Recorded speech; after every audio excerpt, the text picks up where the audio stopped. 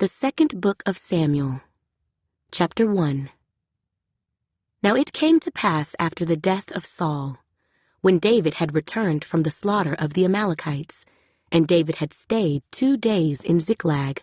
On the 3rd day, behold, it happened that a man came from Saul's camp with his clothes torn and dust on his head.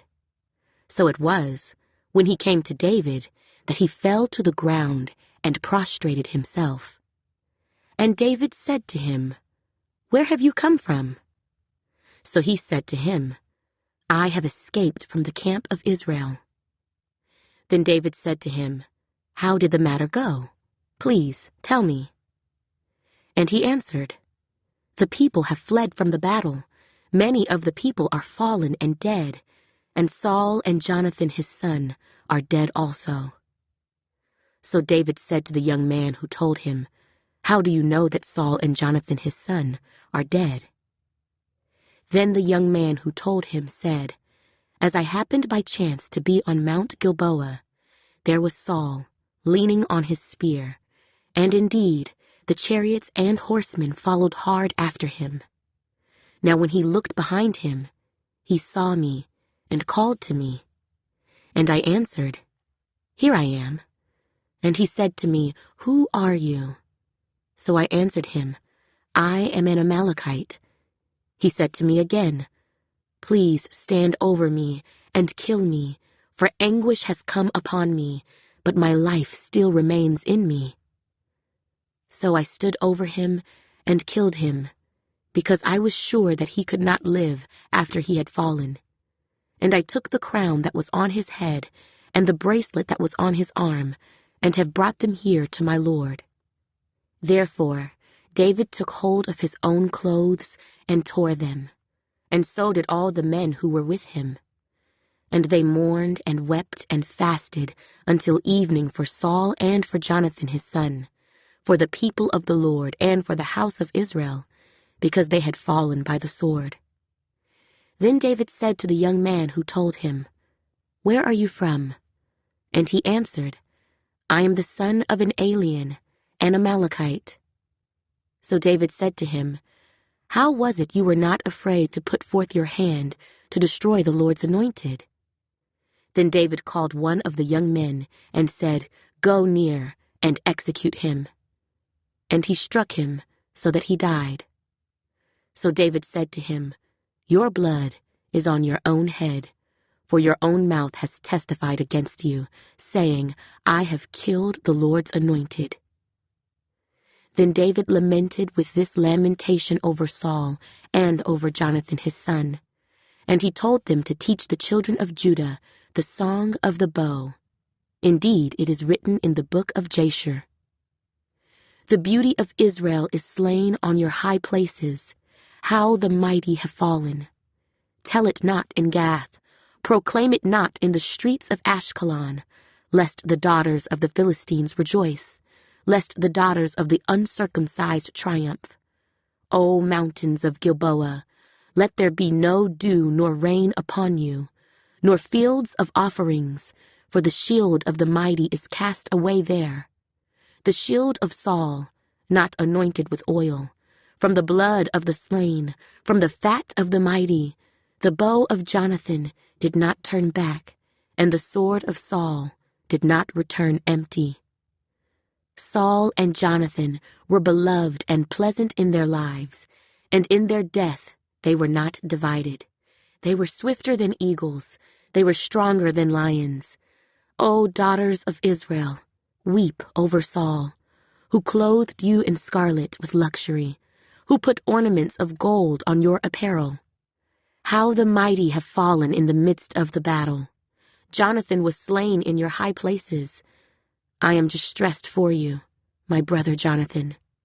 You have been very pleasant to me.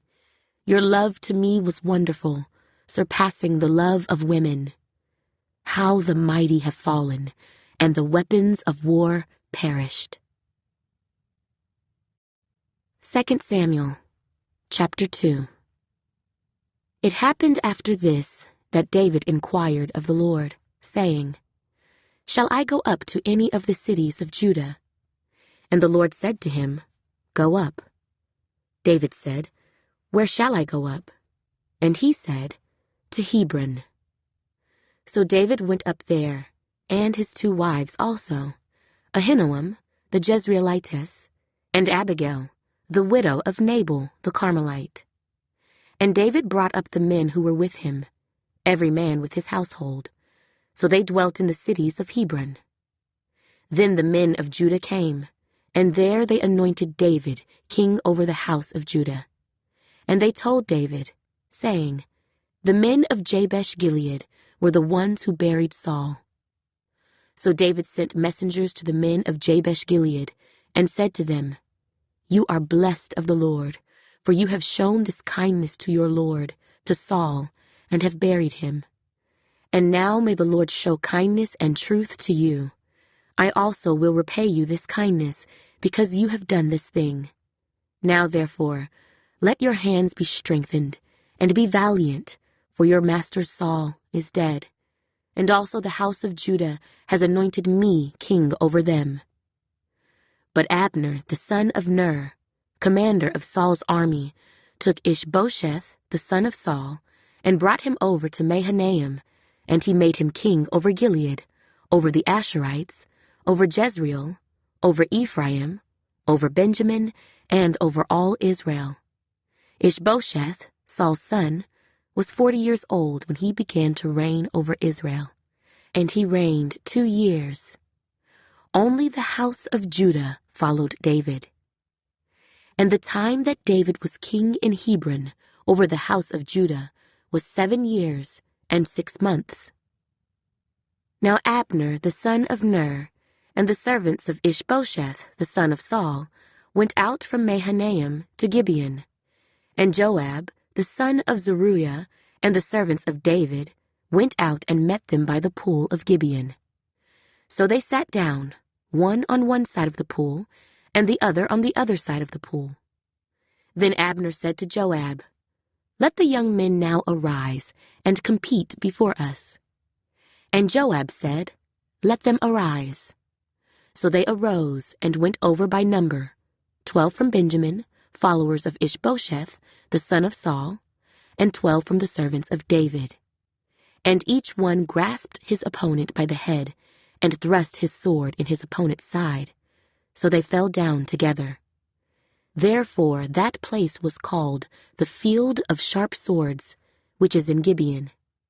So there was a very fierce battle that day, and Abner and the men of Israel were beaten before the servants of David. Now the 3 sons of Zeruiah were there, Joab, and Abishai, and Asahel. And Asahel was as fleet of foot as a wild gazelle. So Asahel pursued Abner, and in going he did not turn to the right hand or to the left from following Abner. Then Abner looked behind him and said, "Are you Asahel?" He answered, "I am." And Abner said to him, "Turn aside to your right hand or to your left, and lay hold on one of the young men, and take his armor for yourself." But Asahel would not turn aside from following him. So Abner said again to Asahel, "Turn aside from following me. Why should I strike you to the ground? How then could I face your brother Joab?" However, he refused to turn aside. Therefore Abner struck him in the stomach with the blunt end of the spear, so that the spear came out of his back, and he fell down there and died on the spot. So it was that as many as came to the place where Asahel fell down and died stood still. Joab and Abishai also pursued Abner. And the sun was going down when they came to the hill of Ammah, which is before Giah, by the road to the wilderness of Gibeon. Now the children of Benjamin gathered together behind Abner, and became a unit, and took their stand on top of a hill. Then Abner called to Joab and said, "Shall the sword devour forever? Do you not know that it will be bitter in the latter end? How long will it be then until you tell the people to return from pursuing their brethren?" And Joab said, "As God lives, unless you had spoken, surely then by morning all the people would have given up pursuing their brethren." So Joab blew a trumpet, and all the people stood still and did not pursue Israel any more, nor did they fight any more. Then Abner and his men went on all that night through the plain, crossed over the Jordan, and went through all Bithron, and they came to Mahanaim. So Joab returned from pursuing Abner, and when he had gathered all the people together, there were missing of David's servants 19 men and Asahel.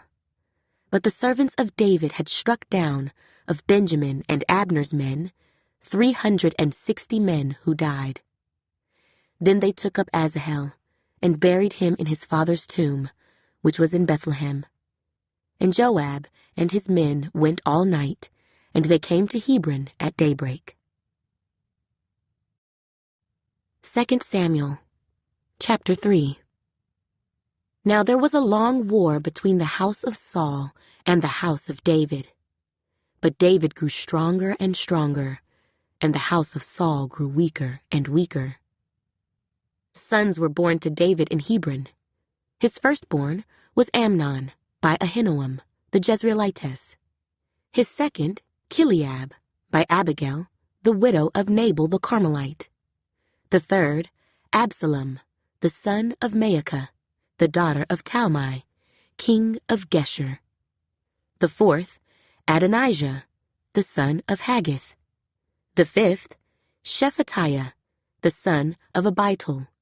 And the sixth, Ithream, by David's wife Eglah. These were born to David in Hebron. Now it was so, while there was war between the house of Saul and the house of David, that Abner was strengthening his hold on the house of Saul. And Saul had a concubine, whose name was Rizpah, the daughter of Aiah. So Ishbosheth said to Abner, "Why have you gone into my father's concubine?" Then Abner became very angry at the words of Ishbosheth, and said, "Am I a dog's head that belongs to Judah? Today I show loyalty to the house of Saul your father, to his brothers, and to his friends, and have not delivered you into the hand of David. And you charge me today with a fault concerning this woman.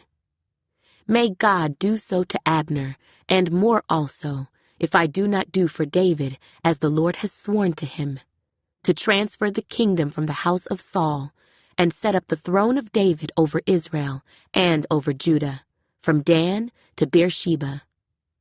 And he could not answer Abner another word, because he feared him. Then Abner sent messengers on his behalf to David, saying, "Whose is the land?" saying also, "Make your covenant with me, and indeed my hand shall be with you to bring all Israel to you." And David said, "Good, I will make a covenant with you. But one thing I require of you. You shall not see my face unless you first bring Michal, Saul's daughter, when you come to see my face." So David sent messengers to Ishbosheth, Saul's son, saying, "Give me my wife Michal, whom I betrothed to myself for 100 foreskins of the Philistines." And Ishbosheth sent and took her from her husband, from Paltiel, the son of Laish. Then her husband went along with her to Bahurim, weeping behind her. So Abner said to him, "Go, return." And he returned. Now Abner had communicated with the elders of Israel, saying, "In time past you were seeking for David to be king over you. Now then, do it. For the Lord has spoken of David, saying, 'By the hand of my servant David, I will save my people Israel from the hand of the Philistines, and the hand of all their enemies.'" And Abner also spoke in the hearing of Benjamin.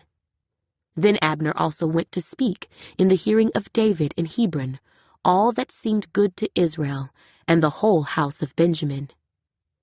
So Abner and 20 men with him came to David at Hebron, and David made a feast for Abner and the men who were with him.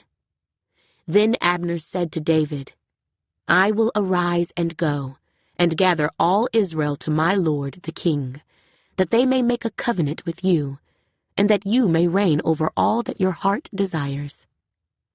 So David sent Abner away, and he went in peace.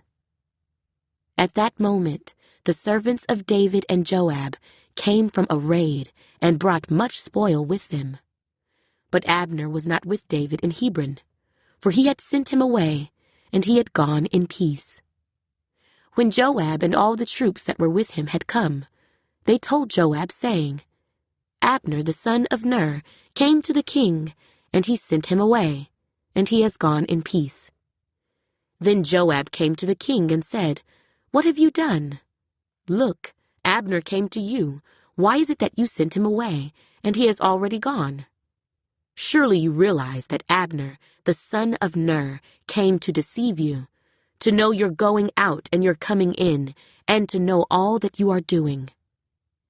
And when Joab had gone from David's presence, he sent messengers after Abner, who brought him back from the well of Sirah. But David did not know it.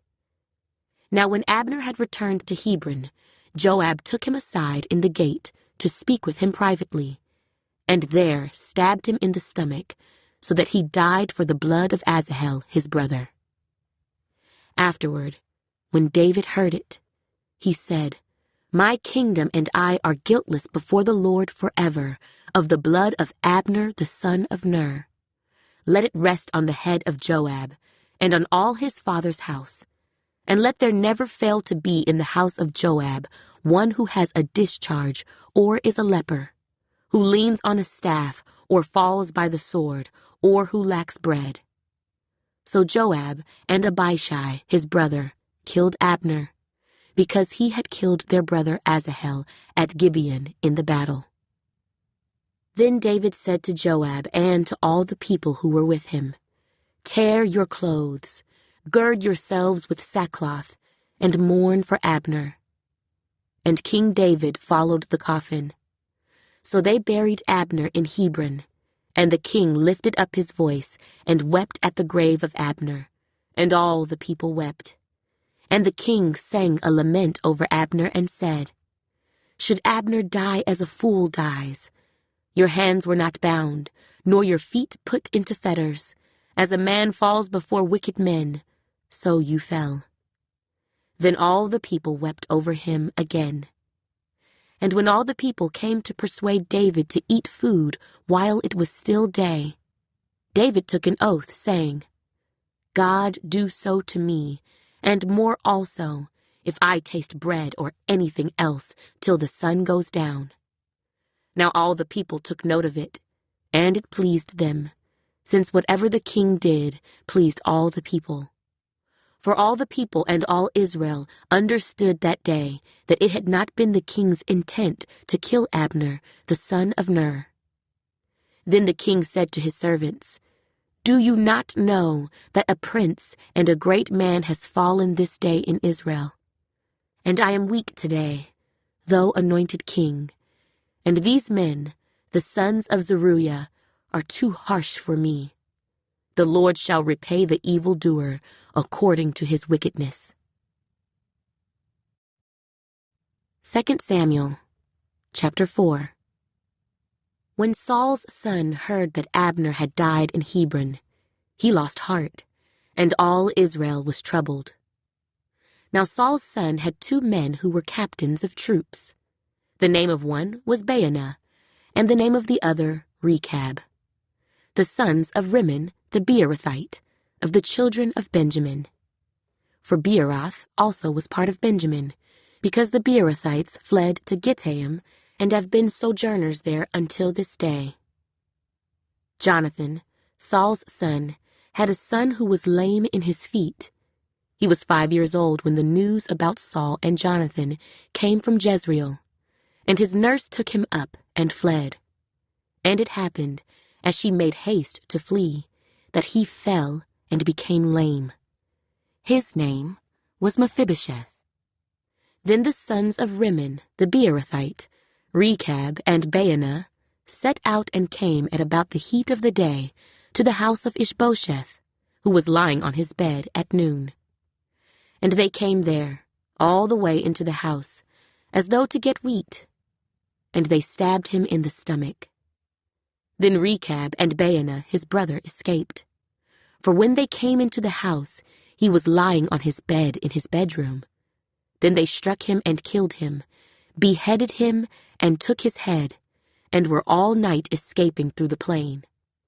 And they brought the head of Ishbosheth to David at Hebron, and said to the king, Here is the head of Ishbosheth, the son of Saul your enemy, who sought your life. And the Lord has avenged my lord, the king this day, of Saul and his descendants. But David answered Rechab and Baanah his brother, the sons of Rimmon the Beerothite, and said to them, As the Lord lives, who has redeemed my life from all adversity, when someone told me, saying, Look, Saul is dead, thinking to have brought good news, I arrested him and had him executed in Ziklag, the one who thought I would give him a reward for his news. How much more, when wicked men have killed a righteous person in his own house on his bed? Therefore, shall I not now require his blood at your hand, and remove you from the earth? So David commanded his young men, and they executed them, cut off their hands and feet, and hanged them by the pool in Hebron. But they took the head of Ishbosheth, and buried it in the tomb of Abner in Hebron.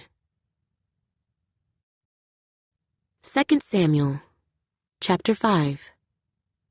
Then all the tribes of Israel came to David at Hebron and spoke, saying, Indeed, we are your bone and your flesh. Also, in time past, when Saul was king over us, you were the one who led Israel out and brought them in. And the Lord said to you, You shall shepherd my people Israel, and be ruler over Israel. Therefore, all the elders of Israel came to the king at Hebron, and King David made a covenant with them at Hebron before the Lord. And they anointed David king over Israel. David was 30 years old when he began to reign, and he reigned 40 years. In Hebron he reigned over Judah 7 years and 6 months, and in Jerusalem he reigned 33 years over all Israel and Judah. And the king and his men went to Jerusalem against the Jebusites, the inhabitants of the land, who spoke to David, saying, You shall not come in here, but the blind and the lame will repel you, thinking, David cannot come in here. Nevertheless, David took the stronghold of Zion, that is, the city of David.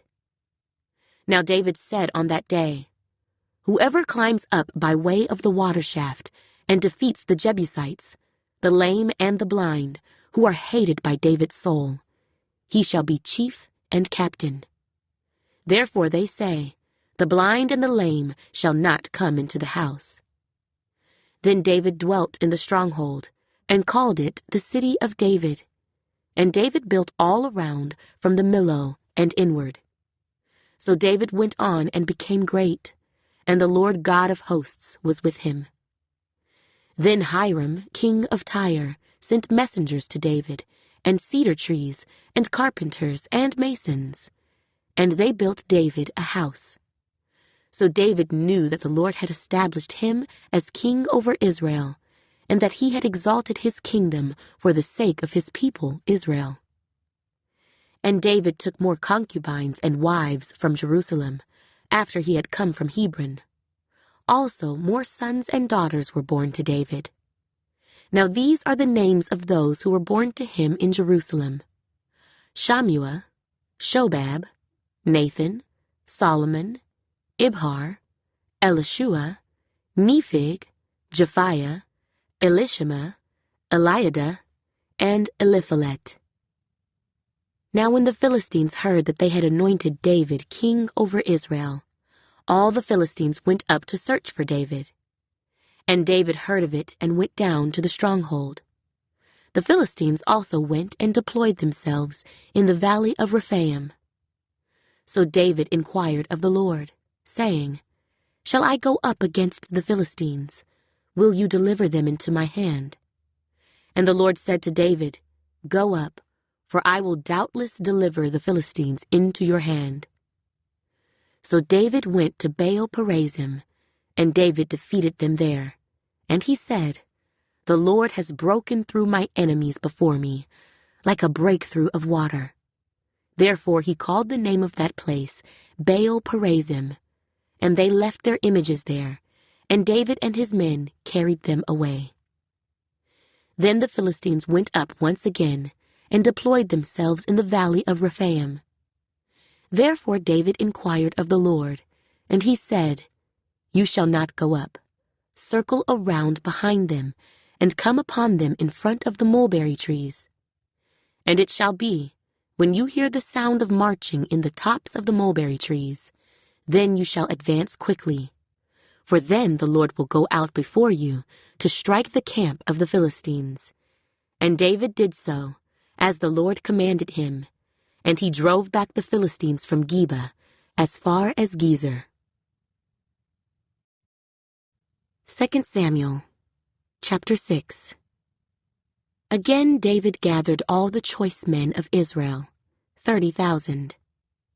And David arose and went with all the people who were with him from Baale, Judah, to bring up from there the ark of God, whose name is called by the name, the Lord of hosts, who dwells between the cherubim. So they set the ark of God on a new cart, and brought it out of the house of Abinadab, which was on the hill. And Uzzah and Ahio, the sons of Abinadab, drove the new cart. And they brought it out of the house of Abinadab, which was on the hill, accompanying the ark of God, and Ahio went before the ark. Then David and all the house of Israel played music before the Lord on all kinds of instruments of fir wood, on harps, on stringed instruments, on tambourines, on sistrums, and on cymbals.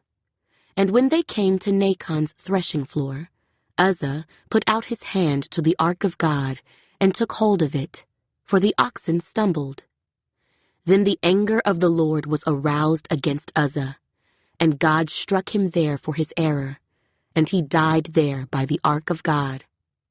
And David became angry because of the Lord's outbreak against Uzzah, and he called the name of the place Perez Uzzah to this day. David was afraid of the Lord that day, and he said, "How can the ark of the Lord come to me?" So David would not move the ark of the Lord with him into the city of David, but David took it aside into the house of Obed-Edom, the Gittite. The ark of the Lord remained in the house of Obed-Edom the Gittite 3 months, and the Lord blessed Obed-Edom and all his household. Now it was told King David, saying, "The Lord has blessed the house of Obed-Edom and all that belongs to him, because of the ark of God." So David went and brought up the ark of God from the house of Obed-Edom to the city of David with gladness. And so it was, when those bearing the ark of the Lord had gone 6 paces, that he sacrificed oxen and fatted sheep. Then David danced before the Lord with all his might, and David was wearing a linen ephod. So David and all the house of Israel brought up the ark of the Lord with shouting and with the sound of the trumpet. Now as the ark of the Lord came into the city of David, Michal, Saul's daughter, looked through a window and saw King David leaping and whirling before the Lord, and she despised him in her heart. So they brought the ark of the Lord and set it in its place in the midst of the tabernacle that David had erected for it. Then David offered burnt offerings and peace offerings before the Lord. And when David had finished offering burnt offerings and peace offerings, he blessed the people in the name of the Lord of hosts.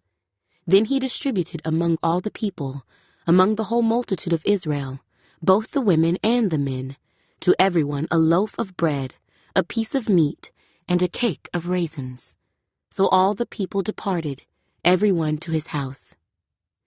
Then David returned to bless his household, and Michal, the daughter of Saul, came out to meet David, and said, "How glorious was the king of Israel today, uncovering himself today in the eyes of the maids of his servants, as one of the base fellows shamelessly uncovers himself."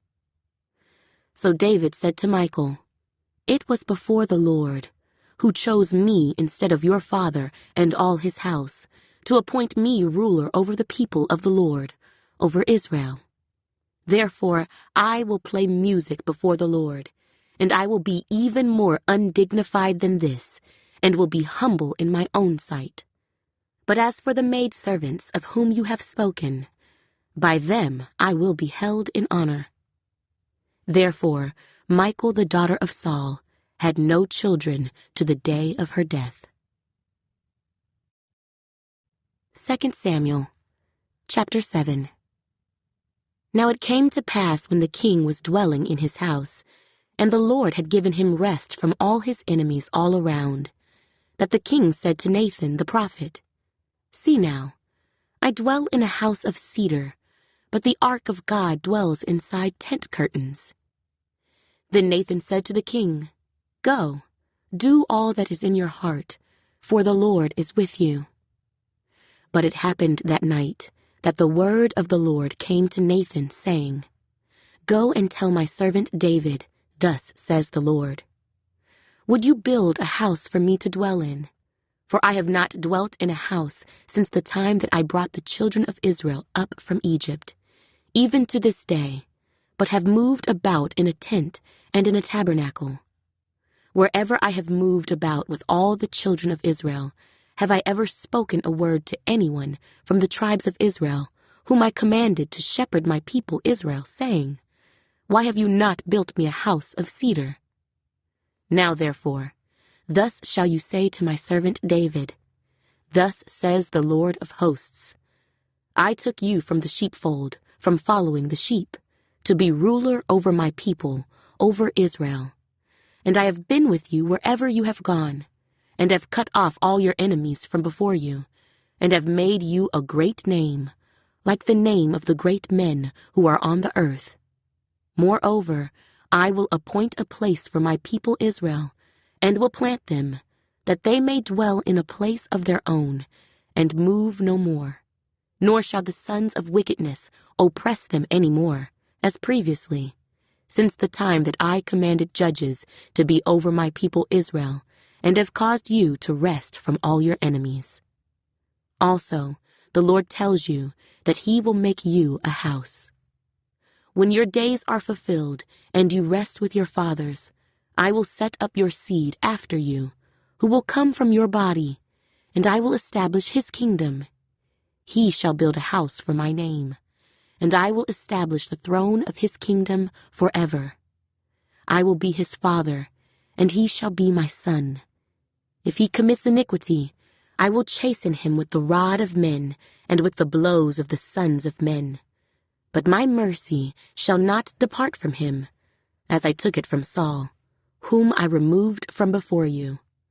And your house and your kingdom shall be established forever before you. Your throne shall be established forever. According to all these words, and according to all this vision, so Nathan spoke to David. Then King David went in and sat before the Lord, and he said, Who am I, O Lord God? And what is my house, that you have brought me this far? And yet this was a small thing in your sight, O Lord God. And you have also spoken of your servant's house for a great while to come. Is this the manner of man, O Lord God? Now what more can David say to you? For you, Lord God, know your servant. For your word's sake, and according to your own heart, you have done all these great things, to make your servant know them. Therefore you are great, O Lord God, for there is none like you, nor is there any God besides you, according to all that we have heard with our ears. And who is like your people, like Israel, the one nation on the earth whom God went to redeem for himself as a people, to make for himself a name, and to do for yourself great and awesome deeds for your land, before your people whom you redeemed for yourself from Egypt, the nations and their gods? For you have made your people Israel your very own people forever, and you, Lord, have become their God.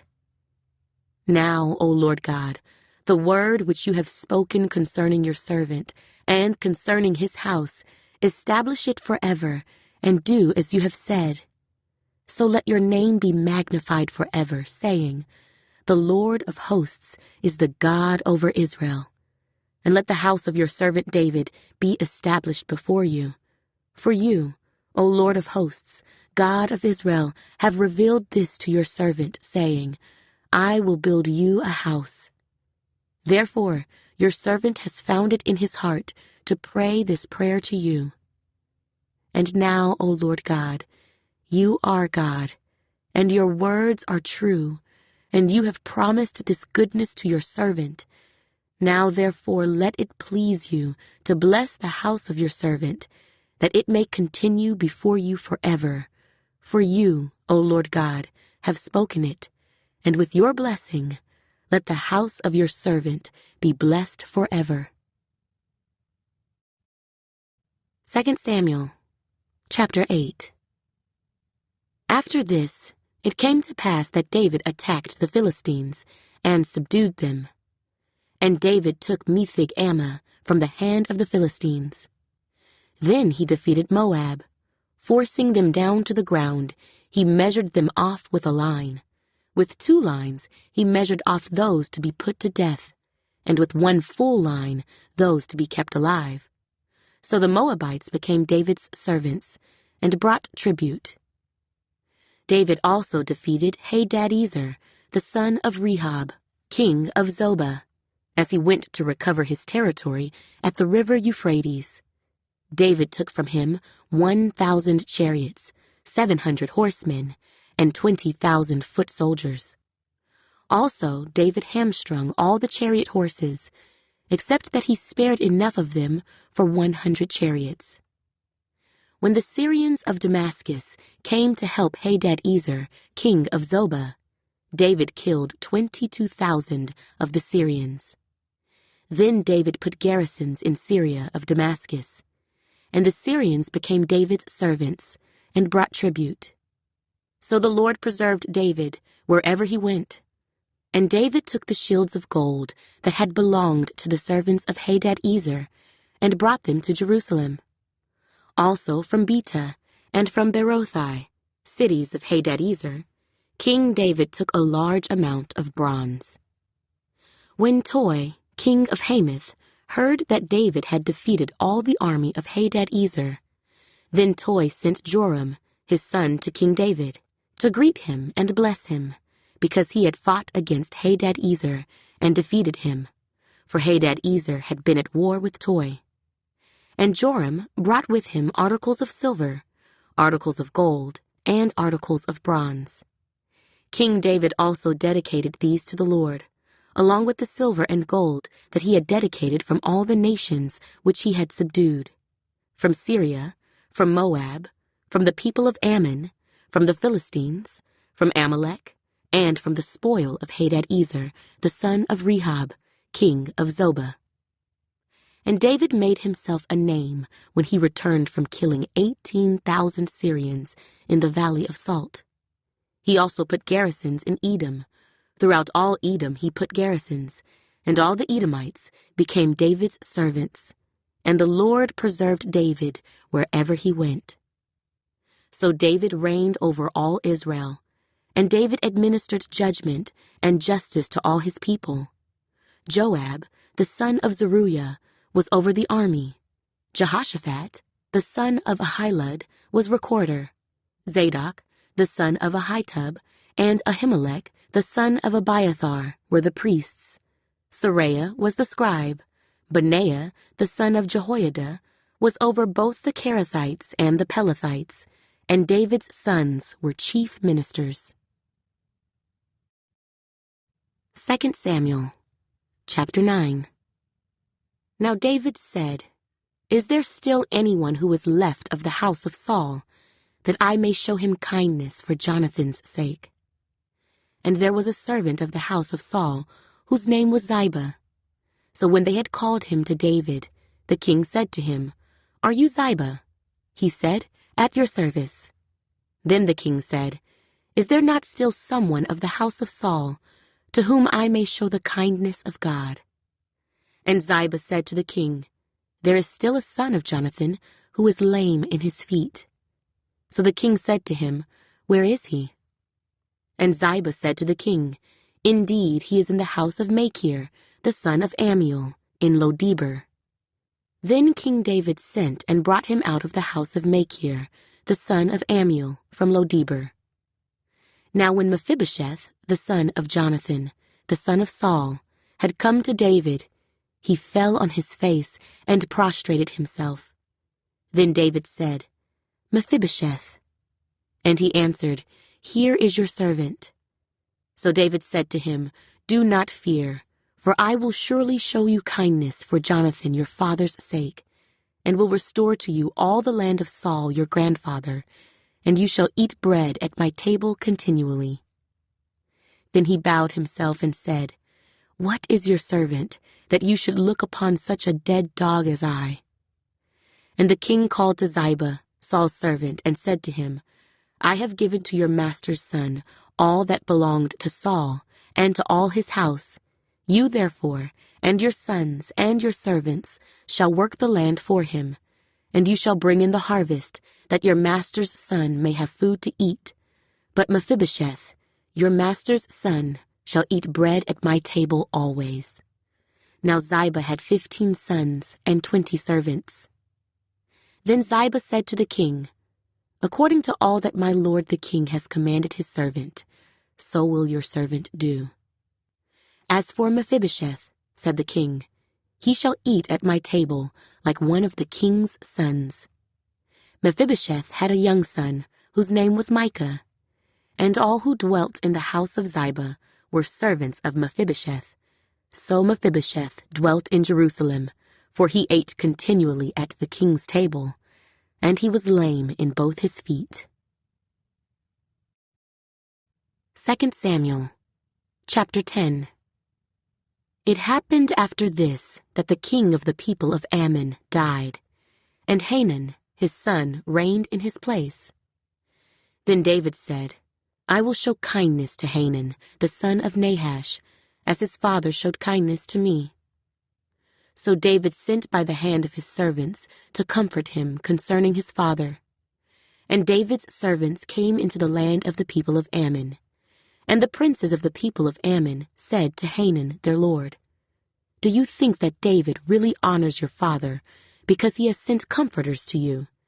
Has David not rather sent his servants to you to search the city, to spy it out, and to overthrow it?"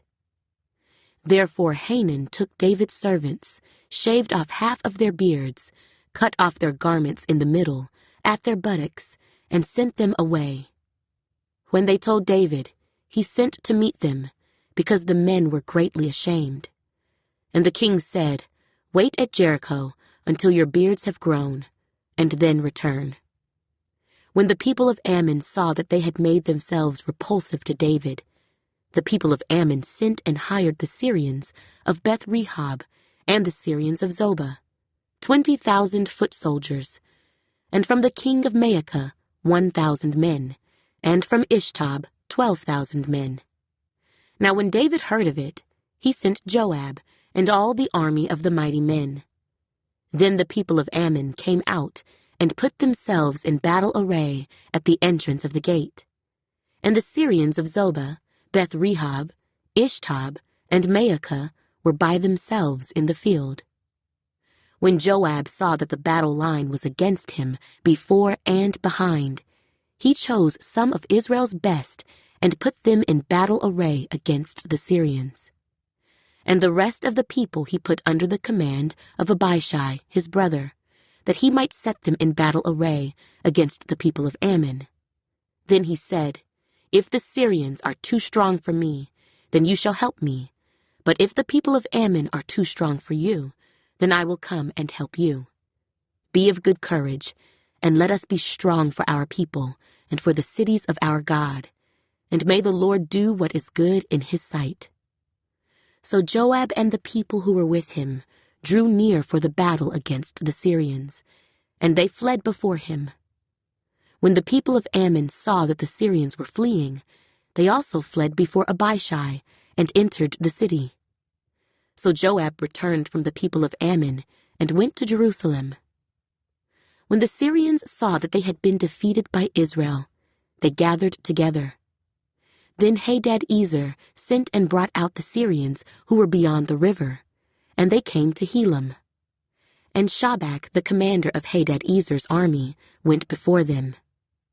When it was told David, he gathered all Israel, crossed over the Jordan, and came to Helam. And the Syrians set themselves in battle array against David, and fought with him. Then the Syrians fled before Israel, and David killed 700 charioteers and 40,000 horsemen of the Syrians, and struck Shobach, the commander of their army, who died there. And when all the kings who were servants to Hadadezer saw that they were defeated by Israel, they made peace with Israel and served them. So the Syrians were afraid to help the people of Ammon anymore. 2 Samuel, chapter 11. It happened in the spring of the year, at the time when kings go out to battle, that David sent Joab and his servants with him, and all Israel, and they destroyed the people of Ammon and besieged Rabbah. But David remained at Jerusalem. Then it happened one evening that David arose from his bed and walked on the roof of the king's house. And from the roof he saw a woman bathing, and the woman was very beautiful to behold.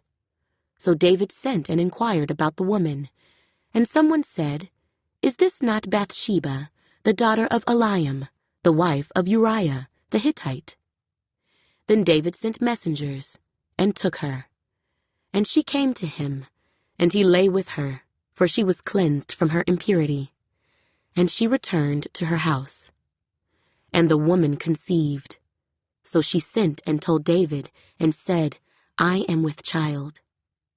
Then David sent to Joab, saying, "Send me Uriah the Hittite." And Joab sent Uriah to David. When Uriah had come to him, David asked how Joab was doing, and how the people were doing, and how the war prospered. And David said to Uriah, "Go down to your house and wash your feet." So Uriah departed from the king's house, and a gift of food from the king followed him. But Uriah slept at the door of the king's house with all the servants of his lord, and did not go down to his house. So when they told David, saying, "Uriah did not go down to his house," David said to Uriah, "Did you not come from a journey? Why did you not go down to your house?" And Uriah said to David, "The ark and Israel and Judah are dwelling in tents, and my lord Joab and the servants of my lord are encamped in the open fields. Shall I then go to my house to eat and drink, and to lie with my wife? As you live, and as your soul lives, I will not do this thing." Then David said to Uriah, "Wait here today also, and tomorrow I will let you depart." So Uriah remained in Jerusalem that day and the next. Now when David called him, he ate and drank before him, and he made him drunk. And at evening he went out to lie on his bed with the servants of his lord, but he did not go down to his house. In the morning it happened that David wrote a letter to Joab, and sent it by the hand of Uriah. And he wrote in the letter, saying, "Set Uriah in the forefront of the hottest battle, and retreat from him, that he may be struck down and die." So it was, while Joab besieged the city, that he assigned Uriah to a place where he knew there were valiant men. Then the men of the city came out and fought with Joab, and some of the people of the servants of David fell, and Uriah the Hittite died also. Then Joab sent and told David all the things concerning the war, and charged the messenger, saying, "When you have finished telling the matters of the war to the king, if it happens that the king's wrath rises, and he says to you, 'Why did you approach so near to the city when you fought? Did you not know that they would shoot from the wall? Who struck Abimelech the son of Jerubbesheth?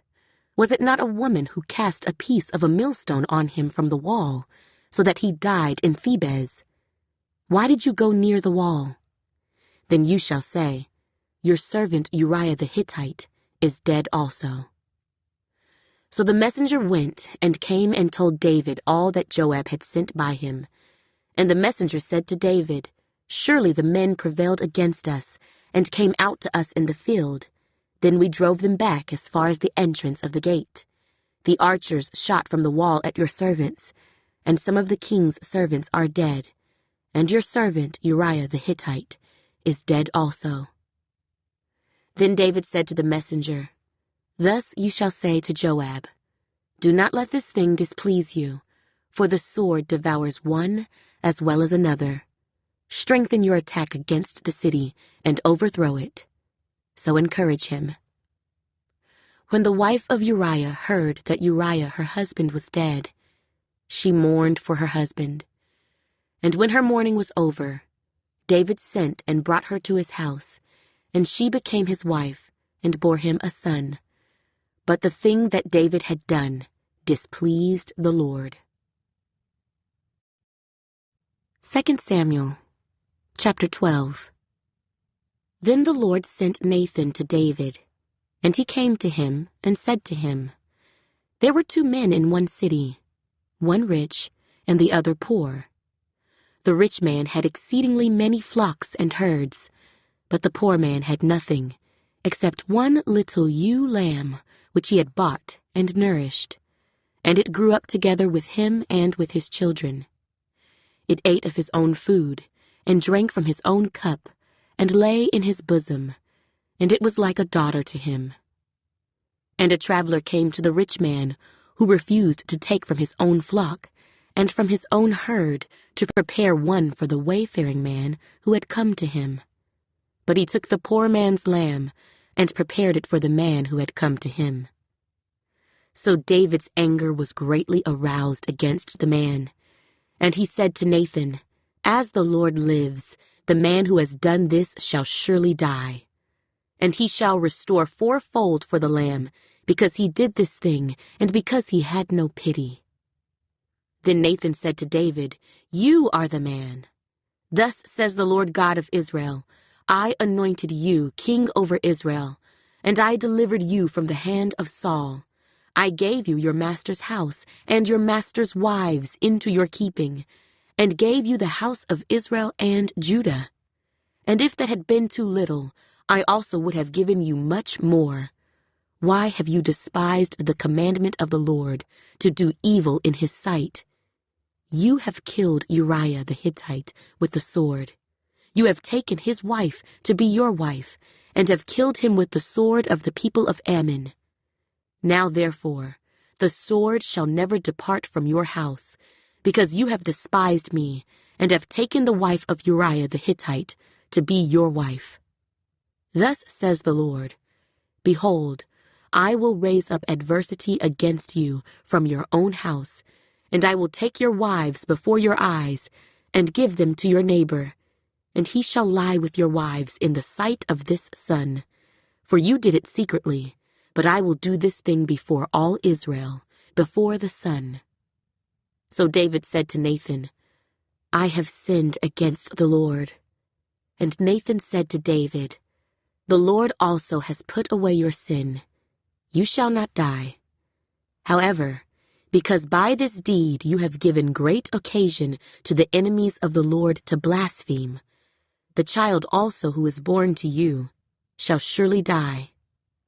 Then Nathan departed to his house.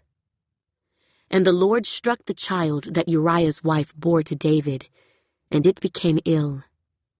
David therefore pleaded with God for the child, and David fasted and went in and lay all night on the ground. So the elders of his house arose and went to him, to raise him up from the ground, but he would not, nor did he eat food with them. Then on the 7th day it came to pass that the child died. And the servants of David were afraid to tell him that the child was dead, for they said, "Indeed, while the child was alive, we spoke to him, and he would not heed our voice. How can we tell him that the child is dead? He may do some harm." When David saw that his servants were whispering, David perceived that the child was dead. Therefore David said to his servants, "Is the child dead?" And they said, "He is dead." So David arose from the ground, washed and anointed himself, and changed his clothes. And he went into the house of the Lord, and worshipped. Then he went to his own house, and when he requested, they set food before him, and he ate. Then his servants said to him, "What is this that you have done? You fasted and wept for the child while he was alive, but when the child died, you arose and ate food." And he said, "While the child was alive, I fasted and wept, for I said, 'Who can tell whether the Lord will be gracious to me, that the child may live?' But now he is dead. Why should I fast? Can I bring him back again? I shall go to him, but he shall not return to me." Then David comforted Bathsheba his wife, and went in to her and lay with her. So she bore a son, and he called his name Solomon. Now the Lord loved him, and he sent word by the hand of Nathan the prophet. So he called his name Jedediah, because of the Lord. Now Joab fought against Rabbah of the people of Ammon, and took the royal city. And Joab sent messengers to David and said, "I have fought against Rabbah, and I have taken the city's water supply. Now therefore gather the rest of the people together, and encamp against the city and take it, lest I take the city, and it be called after my name."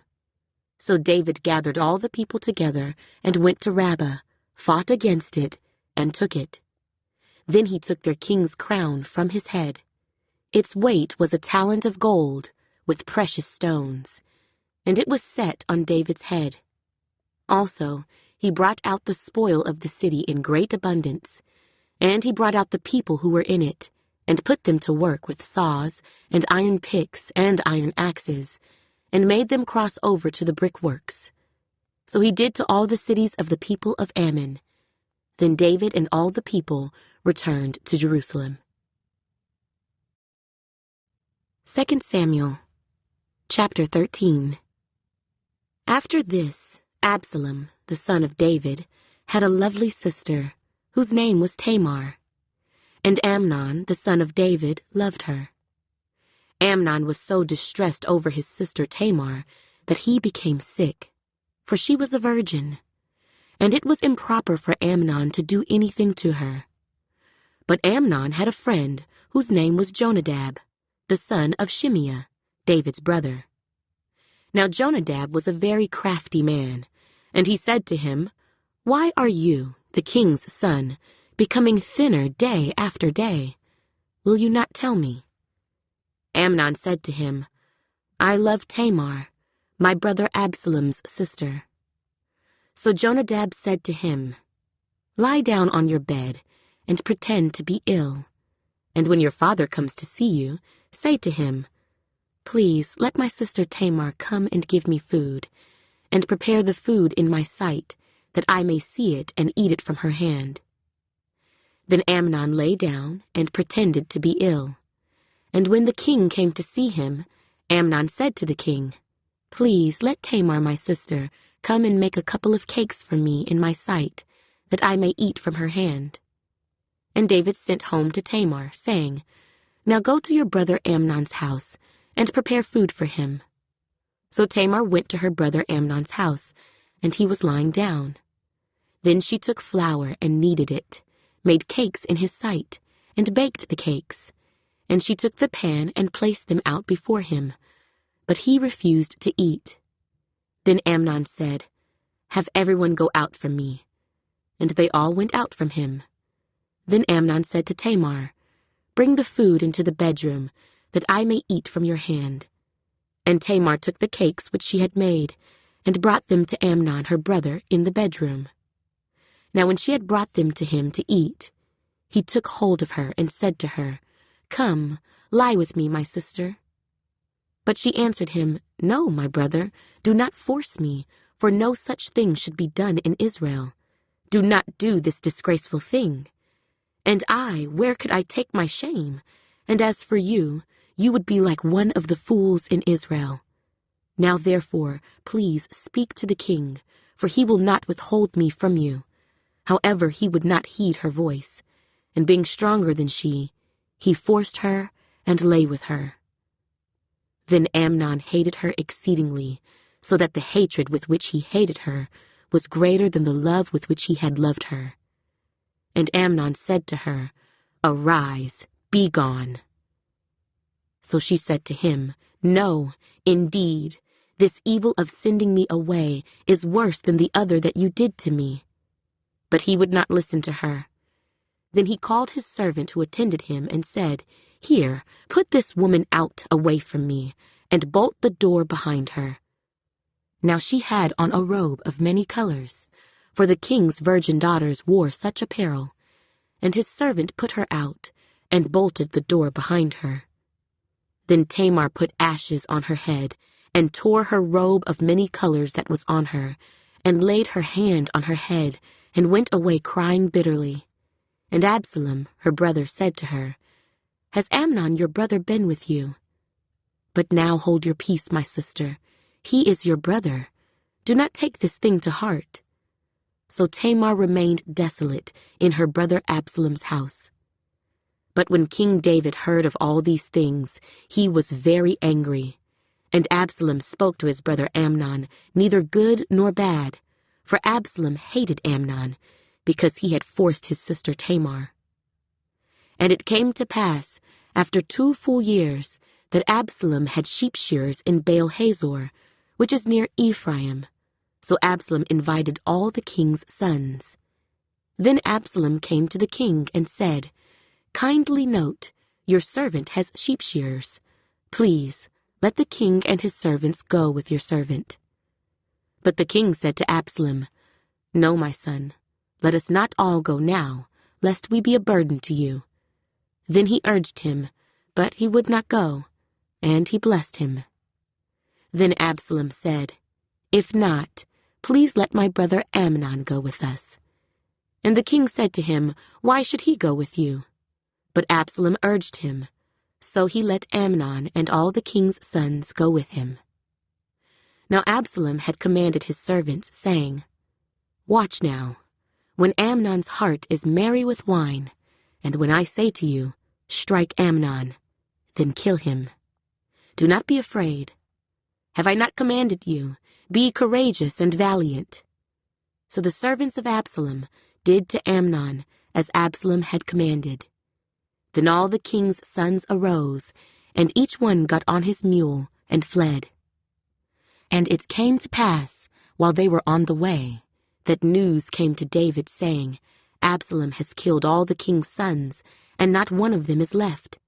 So the king arose and tore his garments, and lay on the ground, and all his servants stood by with their clothes torn. Then Jonadab, the son of Shimeah, David's brother, answered and said, "Let not my lord suppose they have killed all the young men, the king's sons, for only Amnon is dead. For by the command of Absalom, this has been determined from the day that he forced his sister Tamar. Now therefore, let not my lord the king take the thing to his heart, to think that all the king's sons are dead, for only Amnon is dead." Then Absalom fled, and the young man who was keeping watch lifted his eyes and looked, and there many people were coming from the road on the hillside behind him. And Jonadab said to the king, "Look, the king's sons are coming. As your servant said, so it is." So it was, as soon as he had finished speaking, that the king's sons indeed came, and they lifted up their voice and wept. Also the king and all his servants wept very bitterly. But Absalom fled, and went to Talmai the son of Ammihud, king of Geshur. And David mourned for his son every day. So Absalom fled, and went to Geshur, and was there 3 years. And King David longed to go to Absalom, for he had been comforted concerning Amnon, because he was dead. 2 Samuel, chapter 14. So Joab, the son of Zeruiah, perceived that the king's heart was concerned about Absalom. And Joab sent to Tekoa, and brought from there a wise woman, and said to her, "Please pretend to be a mourner, and put on mourning apparel. Do not anoint yourself with oil, but act like a woman who has been mourning a long time for the dead. Go to the king and speak to him in this manner." So Joab put the words in her mouth. And when the woman of Tekoa spoke to the king, she fell on her face to the ground and prostrated herself and said, "Help, O king."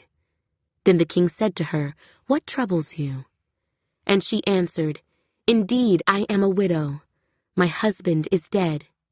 Now your maidservant had 2 sons, and the 2 fought with each other in the field, and there was no one to part them, but the one struck the other and killed him. And now the whole family has risen up against your maidservant, and they said, 'Deliver him who struck his brother, that we may execute him for the life of his brother whom he killed, and we will destroy the heir also.' So they would extinguish my ember that is left, and leave to my husband neither name nor remnant on the earth." Then the king said to the woman, "Go to your house, and I will give orders concerning you." And the woman of Tekoa said to the king, "My lord, O king, let the iniquity be on me and on my father's house, and the king and his throne be guiltless." So the king said, "Whoever says anything to you, bring him to me, and he shall not touch you any more." Then she said, "Please let the king remember the Lord your God, and do not permit the avenger of blood to destroy any more, lest they destroy my son." And he said, "As the Lord lives, not one hair of your son shall fall to the ground." Therefore the woman said, "Please, let your maidservant speak another word to my lord the king." And he said, "Say on." So the woman said, "Why then have you schemed such a thing against the people of God? For the king speaks this thing as one who is guilty, in that the king does not bring his banished one home again. For we will surely die, and become like water spilled on the ground, which cannot be gathered up again. Yet God does not take away a life, but he devises means, so that his banished ones are not expelled from him. Now therefore I have come to speak of this thing to my lord the king, because the people have made me afraid. And your maidservant said, I will now speak to the king. It may be that the king will perform the request of his maidservant. For the king will hear and deliver his maidservant from the hand of the man who would destroy me and my son together from the inheritance of God. Your maidservant said, The word of my lord the king will now be comforting. For as the angel of God, so is my lord the king in discerning good and evil. And may the Lord your God be with you." Then the king answered and said to the woman, "Please do not hide from me anything that I ask you." And the woman said, "Please, let my lord the king speak." So the king said, "Is the hand of Joab with you in all this?" And the woman answered and said, "As you live, my lord the king, no one can turn to the right hand or to the left from anything that my lord the king has spoken. For your servant Joab commanded me, and he put all these words in the mouth of your maidservant. To bring about this change of affairs, your servant Joab has done this thing. But my lord is wise, according to the wisdom of the angel of God, to know everything that is in the earth." And the king said to Joab, "All right, I have granted this thing. Go therefore, bring back the young man Absalom." Then Joab fell to the ground on his face and bowed himself and thanked the king. And Joab said, "Today your servant knows that I have found favor in your sight, my lord, O king, in that the king has fulfilled the request of his servant." So Joab arose and went to Geshur and brought Absalom to Jerusalem. And the king said, "Let him return to his own house, but do not let him see my face." So Absalom returned to his own house, but did not see the king's face. Now in all Israel there was no one who was praised as much as Absalom for his good looks. From the sole of his foot to the crown of his head there was no blemish in him. And when he cut the hair of his head, at the end of every year he cut it because it was heavy on him. When he cut it, he weighed the hair of his head at 200 shekels, according to the king's standard. To Absalom were born 3 sons, and 1 daughter whose name was Tamar. She was a woman of beautiful appearance. And Absalom dwelt 2 full years in Jerusalem, but did not see the king's face. Therefore Absalom sent for Joab, to send him to the king, but he would not come to him. And when he sent again the 2nd time, he would not come. So he said to his servants, "See, Joab's field is near mine, and he has barley there. Go and set it on fire." And Absalom's servants set the field on fire. Then Joab arose and came to Absalom's house, and said to him, "Why have your servants set my field on fire?" And Absalom answered Joab, "Look, I sent to you, saying, 'Come here so that I may send you to the king, to say, Why have I come from Geshur? It would be better for me to be there still. Now therefore let me see the king's face, but if there is iniquity in me, let him execute me.' So Joab went to the king and told him. And when he had called for Absalom, he came to the king and bowed himself on his face to the ground before the king. Then the king kissed Absalom. 2 Samuel, chapter 15. After this, it happened that Absalom provided himself with chariots and horses, and 50 men to run before him. Now Absalom would rise early and stand beside the way to the gate. So it was, whenever anyone who had a lawsuit came to the king for a decision, that Absalom would call to him and say, "What city are you from?" And he would say, "Your servant is from such and such, a tribe of Israel." Then Absalom would say to him, "Look, your case is good and right, but there is no deputy of the king to hear you." Moreover, Absalom would say, "Oh, that I were made judge in the land, and everyone who has any suit or cause would come to me. Then I would give him justice." And so it was, whenever anyone came near to bow down to him, that he would put out his hand and take him and kiss him. In this manner, Absalom acted toward all Israel who came to the king for judgment. So Absalom stole the hearts of the men of Israel. Now it came to pass after 40 years that Absalom said to the king, "Please, let me go to Hebron and pay the vow which I made to the Lord. For your servant took a vow while I dwelt at Geshur in Syria, saying, 'If the Lord indeed brings me back to Jerusalem, then I will serve the Lord.'" And the king said to him, "Go in peace." So he arose and went to Hebron. Then Absalom sent spies throughout all the tribes of Israel, saying, "As soon as you hear the sound of the trumpet, then you shall say, 'Absalom reigns in Hebron.'" And with Absalom went 200 men, invited from Jerusalem, and they went along innocently, and did not know anything. Then Absalom sent for Ahithophel the Gilonite, David's counselor, from his city, from Gilo, while he offered sacrifices. And the conspiracy grew strong, for the people with Absalom continually increased in number. Now a messenger came to David, saying, "The hearts of the men of Israel are with Absalom." So David said to all his servants who were with him at Jerusalem, "Arise, and let us flee, or we shall not escape from Absalom. Make haste to depart, lest he overtake us suddenly and bring disaster upon us, and strike the city with the edge of the sword."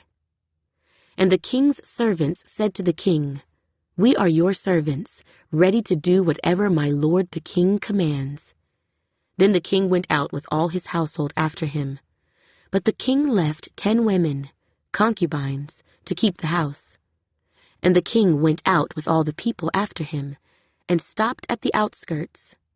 Then all his servants passed before him, and all the Kerethites, all the Pelethites, and all the Gittites, 600 men who had followed him from Gath, passed before the king. Then the king said to Ittai, the Gittite, "Why are you also going with us? Return and remain with the king, for you are a foreigner, and also an exile from your own place. In fact, you came only yesterday. Should I make you wander up and down with us today, since I go I know not where? Return and take your brethren back. Mercy and truth be with you." But Ittai answered the king and said, "As the Lord lives, and as my lord the king lives, surely in whatever place my lord the king shall be, whether in death or life, even there also your servant will be." So David said to Ittai, "Go and cross over." Then Ittai the Gittite and all his men, and all the little ones who were with him, crossed over. And all the country wept with a loud voice, and all the people crossed over. The king himself also crossed over the brook Kidron, and all the people crossed over toward the way of the wilderness. There was Zadok also, and all the Levites with him, bearing the ark of the covenant of God. And they set down the ark of God, and Abiathar went up until all the people had finished crossing over from the city. Then the king said to Zadok, "Carry the ark of God back into the city. If I find favor in the eyes of the Lord, he will bring me back and show me both it and his dwelling place.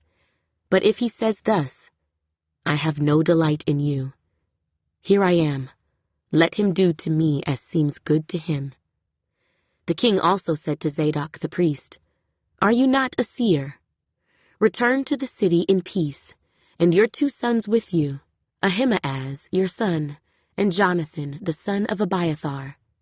See, I will wait in the plains of the wilderness until word comes from you to inform me." Therefore Zadok and Abiathar carried the ark of God back to Jerusalem, and they remained there. So David went up by the ascent of the Mount of Olives, and wept as he went up. And he had his head covered and went barefoot. And all the people who were with him covered their heads and went up, weeping as they went up. Then someone told David, saying, "Ahithophel is among the conspirators with Absalom." And David said, "O Lord, I pray, turn the counsel of Ahithophel into foolishness." Now it happened when David had come to the top of the mountain where he worshipped God, there was Hushai the Archite coming to meet him with his robe torn and dust on his head. David said to him, "If you go on with me, then you will become a burden to me. But if you return to the city and say to Absalom, 'I will be your servant, O king, as I was your father's servant previously, so I will now also be your servant,' then you may defeat the counsel of Ahithophel for me. And do you not have Zadok and Abiathar the priests with you there? Therefore it will be that whatever you hear from the king's house, you shall tell to Zadok and Abiathar the priests. Indeed, they have there with them their 2 sons, Ahimaaz, Zadok's son, and Jonathan, Abiathar's son, and by them you shall send me everything you hear." So Hushai, David's friend, went into the city, and Absalom came into Jerusalem. 2 Samuel, chapter 16. When David was a little past the top of the mountain, there was Ziba, the servant of Mephibosheth, who met him with a couple of saddled donkeys, and on them 200 loaves of bread, 100 clusters of raisins, 100 summer fruits, and a skin of wine. And the king said to Ziba, "What do you mean to do with these?" So Ziba said, "The donkeys are for the king's household to ride on, the bread and summer fruit for the young men to eat, and the wine for those who are faint in the wilderness to drink." Then the king said, "And where is your master's son?" And Ziba said to the king, "Indeed, he is staying in Jerusalem, for he said, 'Today the house of Israel will restore the kingdom of my father to me.'" So the king said to Ziba, "Here, all that belongs to Mephibosheth is yours." And Ziba said, "I humbly bow before you, that I may find favor in your sight, my lord, O king." Now when King David came to Bahurim, there was a man from the family of the house of Saul, whose name was Shimei, the son of Gera, coming from there. He came out, cursing continuously as he came, and he threw stones at David and at all the servants of King David. And all the people and all the mighty men were on his right hand and on his left. Also Shimei said thus when he cursed, Come out, you bloodthirsty man, you rogue. The Lord has brought upon you all the blood of the house of Saul, in whose place you have reigned, and the Lord has delivered the kingdom into the hand of Absalom your son. So now you are caught in your own evil, because you are a bloodthirsty man." Then Abishai, the son of Zeruiah, said to the king, "Why should this dead dog curse my lord the king? Please, let me go over and take off his head." But the king said, "What have I to do with you, you sons of Zeruiah? So let him curse, because the Lord has said to him, 'Curse David.' Who then shall say, 'Why have you done so?'" And David said to Abishai and all his servants, "See how my son who came from my own body seeks my life. How much more now may this Benjamite? Let him alone, and let him curse, for so the Lord has ordered him. It may be that the Lord will look on my affliction, and that the Lord will repay me with good for his cursing this day." And as David and his men went along the road, Shimei went along the hillside opposite him, and cursed as he went, threw stones at him, and kicked up dust. Now the king and all the people who were with him became weary, so they refreshed themselves there. Meanwhile, Absalom and all the people, the men of Israel, came to Jerusalem, and Ahithophel was with him. And so it was, when Hushai the Archite, David's friend, came to Absalom, that Hushai said to Absalom, "Long live the king! Long live the king!" So Absalom said to Hushai, "Is this your loyalty to your friend? Why did you not go with your friend?" And Hushai said to Absalom, "No, but whom the Lord and this people and all the men of Israel choose, his I will be, and with him I will remain. Furthermore, whom should I serve? Should I not serve in the presence of his son? As I have served in your father's presence, so will I be in your presence." Then Absalom said to Ahithophel, "Give advice as to what we should do." And Ahithophel said to Absalom, "Go into your father's concubines, whom he has left to keep the house, and all Israel will hear that you are abhorred by your father. Then the hands of all who are with you will be strong." So they pitched a tent for Absalom on the top of the house, and Absalom went into his father's concubines in the sight of all Israel. Now the advice of Ahithophel, which he gave in those days, was as if one had inquired at the oracle of God. So was all the advice of Ahithophel, both with David and with Absalom. 2 Samuel, chapter 17. Moreover, Ahithophel said to Absalom, "Now let me choose 12,000 men, and I will arise and pursue David tonight. I will come upon him while he is weary and weak, and make him afraid. And all the people who are with him will flee, and I will strike only the king. Then I will bring back all the people to you. When all return except the man whom you seek, all the people will be at peace." And the saying pleased Absalom and all the elders of Israel. Then Absalom said, "Now call Hushai the Archite also, and let us hear what he says too." And when Hushai came to Absalom, Absalom spoke to him, saying, "Ahithophel has spoken in this manner. Shall we do as he says? If not, speak up." So Hushai said to Absalom, "The advice that Ahithophel has given is not good at this time. For," said Hushai, "you know your father and his men, that they are mighty men, and they are enraged in their minds, like a bear robbed of her cubs in the field. And your father is a man of war, and will not camp with the people. Surely by now he is hidden in some pit, or in some other place. And it will be, when some of them are overthrown at the first, that whoever hears it will say, 'There is a slaughter among the people who follow Absalom.' And even he who is valiant, whose heart is like the heart of a lion, will melt completely. For all Israel knows that your father is a mighty man, and those who are with him are valiant men. Therefore I advise that all Israel be fully gathered to you, from Dan to Beersheba, like the sand that is by the sea for multitude, and that you go to battle in person. So we will come upon him in some place where he may be found, and we will fall on him as the dew falls on the ground. And of him and all the men who are with him, there shall not be left so much as one. Moreover, if he has withdrawn into a city, then all Israel shall bring ropes to that city, and we will pull it into the river, until there is not one small stone found there. So Absalom and all the men of Israel said, The advice of Hushai the Archite is better than the advice of Ahithophel. For the Lord had purposed to defeat the good advice of Ahithophel, to the intent that the Lord might bring disaster on Absalom.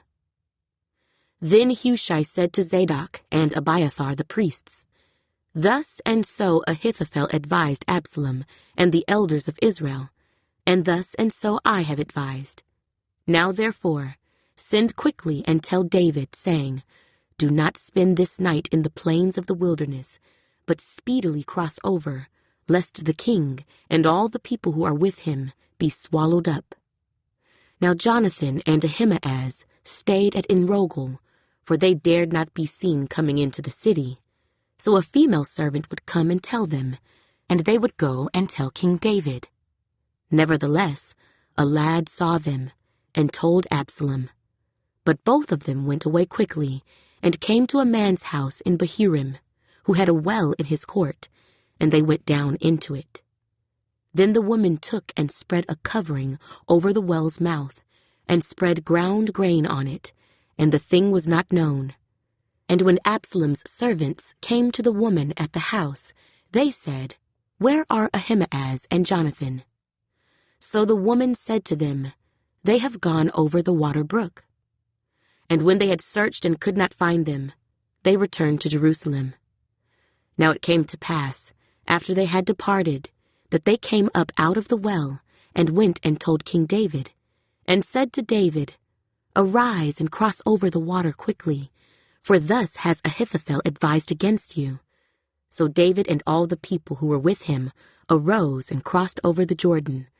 By morning light, not one of them was left who had not gone over the Jordan. Now when Ahithophel saw that his advice was not followed, he saddled a donkey, and arose and went home to his house, to his city. Then he put his household in order, and hanged himself, and died, and he was buried in his father's tomb. Then David went to Mahanaim, and Absalom crossed over the Jordan, he and all the men of Israel with him. And Absalom made Amasa captain of the army instead of Joab. This Amasa was the son of a man whose name was Jithra, an Israelite, who had gone into Abigail, the daughter of Nahash, sister of Zeruiah, Joab's mother. So Israel and Absalom encamped in the land of Gilead. Now it happened, when David had come to Mahanaim, that Shobai, the son of Nahash from Rabbah, of the people of Ammon, Machir, the son of Ammiel, from Lodebar, and Barzillai, the Gileadite from Rogelim, brought beds and basins, earthen vessels and wheat, barley and flour, parched grain and beans, lentils and parched seeds, honey and curds, sheep and cheese of the herd, for David and the people who were with him to eat. For they said, The people are hungry and weary and thirsty in the wilderness. 2 Samuel, chapter 18. And David numbered the people who were with him, and set captains of thousands and captains of hundreds over them. Then David sent out 1/3 of the people under the hand of Joab, 1/3 under the hand of Abishai, the son of Zeruiah, Joab's brother, and 1/3 under the hand of Ittai the Gittite. And the king said to the people, I also will surely go out with you myself. But the people answered, You shall not go out, for if we flee away, they will not care about us, nor if half of us die, will they care about us. But you are worth 10,000 of us now, for you are now more help to us in the city. Then the king said to them, Whatever seems best to you, I will do. So the king stood beside the gate, and all the people went out by hundreds and by thousands. Now the king had commanded Joab, Abishai, and Ittai, saying, Deal gently for my sake with the young man Absalom. And all the people heard when the king gave all the captains orders concerning Absalom. So the people went out into the field of battle against Israel. And the battle was in the woods of Ephraim. The people of Israel were overthrown there before the servants of David, and a great slaughter of 20,000 took place there that day. For the battle there was scattered over the face of the whole countryside, and the woods devoured more people that day than the sword devoured. Then Absalom met the servants of David. Absalom rode on a mule. The mule went under the thick boughs of a great terebinth tree, and his head caught in the terebinth. So he was left hanging between heaven and earth, and the mule which was under him went on. Now a certain man saw it, and told Joab, and said, I just saw Absalom hanging in a terebinth tree.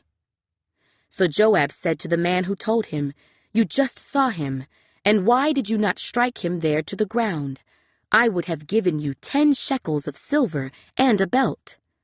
But the man said to Joab, Though I were to receive 1,000 shekels of silver in my hand, I would not raise my hand against the king's son. For in our hearing the king commanded you and Abishai and Ittai, saying, Beware, lest anyone touch the young man Absalom. Otherwise, I would have dealt falsely against my own life, for there is nothing hidden from the king, and you yourself would have set yourself against me. Then Joab said, I cannot linger with you. And he took 3 spears in his hand, and thrust them through Absalom's heart, while he was still alive in the midst of the terebinth tree. And 10 young men who bore Joab's armor surrounded Absalom, and struck and killed him. So Joab blew the trumpet, and the people returned from pursuing Israel, for Joab held back the people. And they took Absalom, and cast him into a large pit in the woods, and laid a very large heap of stones over him. Then all Israel fled, everyone to his tent. Now Absalom in his lifetime had taken and set up a pillar for himself, which is in the king's valley, for he said, I have no son to keep my name in remembrance. He called the pillar after his own name, and to this day it is called Absalom's monument. Then Ahimaaz, the son of Zadok, said, Let me run now and take the news to the king, how the Lord has avenged him of his enemies. And Joab said to him, You shall not take the news this day, for you shall take the news another day. But today you shall take no news, because the king's son is dead. Then Joab said to the Cushite, Go, tell the king what you have seen. So the Cushite bowed himself to Joab and ran. And Ahimaaz, the son of Zadok, said again to Joab, But whatever happens, please let me also run after the Cushite. So Joab said, Why will you run, my son, since you have no news ready? But whatever happens, he said, let me run. So he said to him, Run. Then Ahimaaz ran by way of the plain, and outran the Cushite. Now David was sitting between the 2 gates, and the watchman went up to the roof over the gate, to the wall, lifted his eyes and looked, and there was a man running alone. Then the watchman cried out and told the king. And the king said, If he is alone, there is news in his mouth.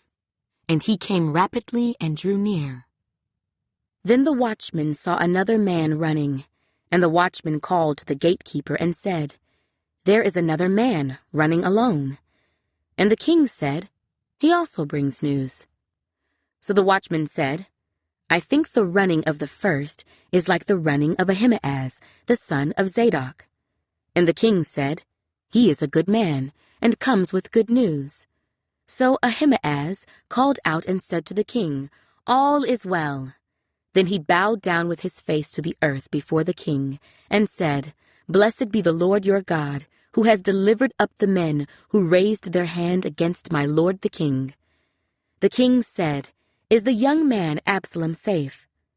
Ahimaaz answered, When Joab sent the king's servant and me your servant, I saw a great tumult, but I did not know what it was about. And the king said, Turn aside and stand here.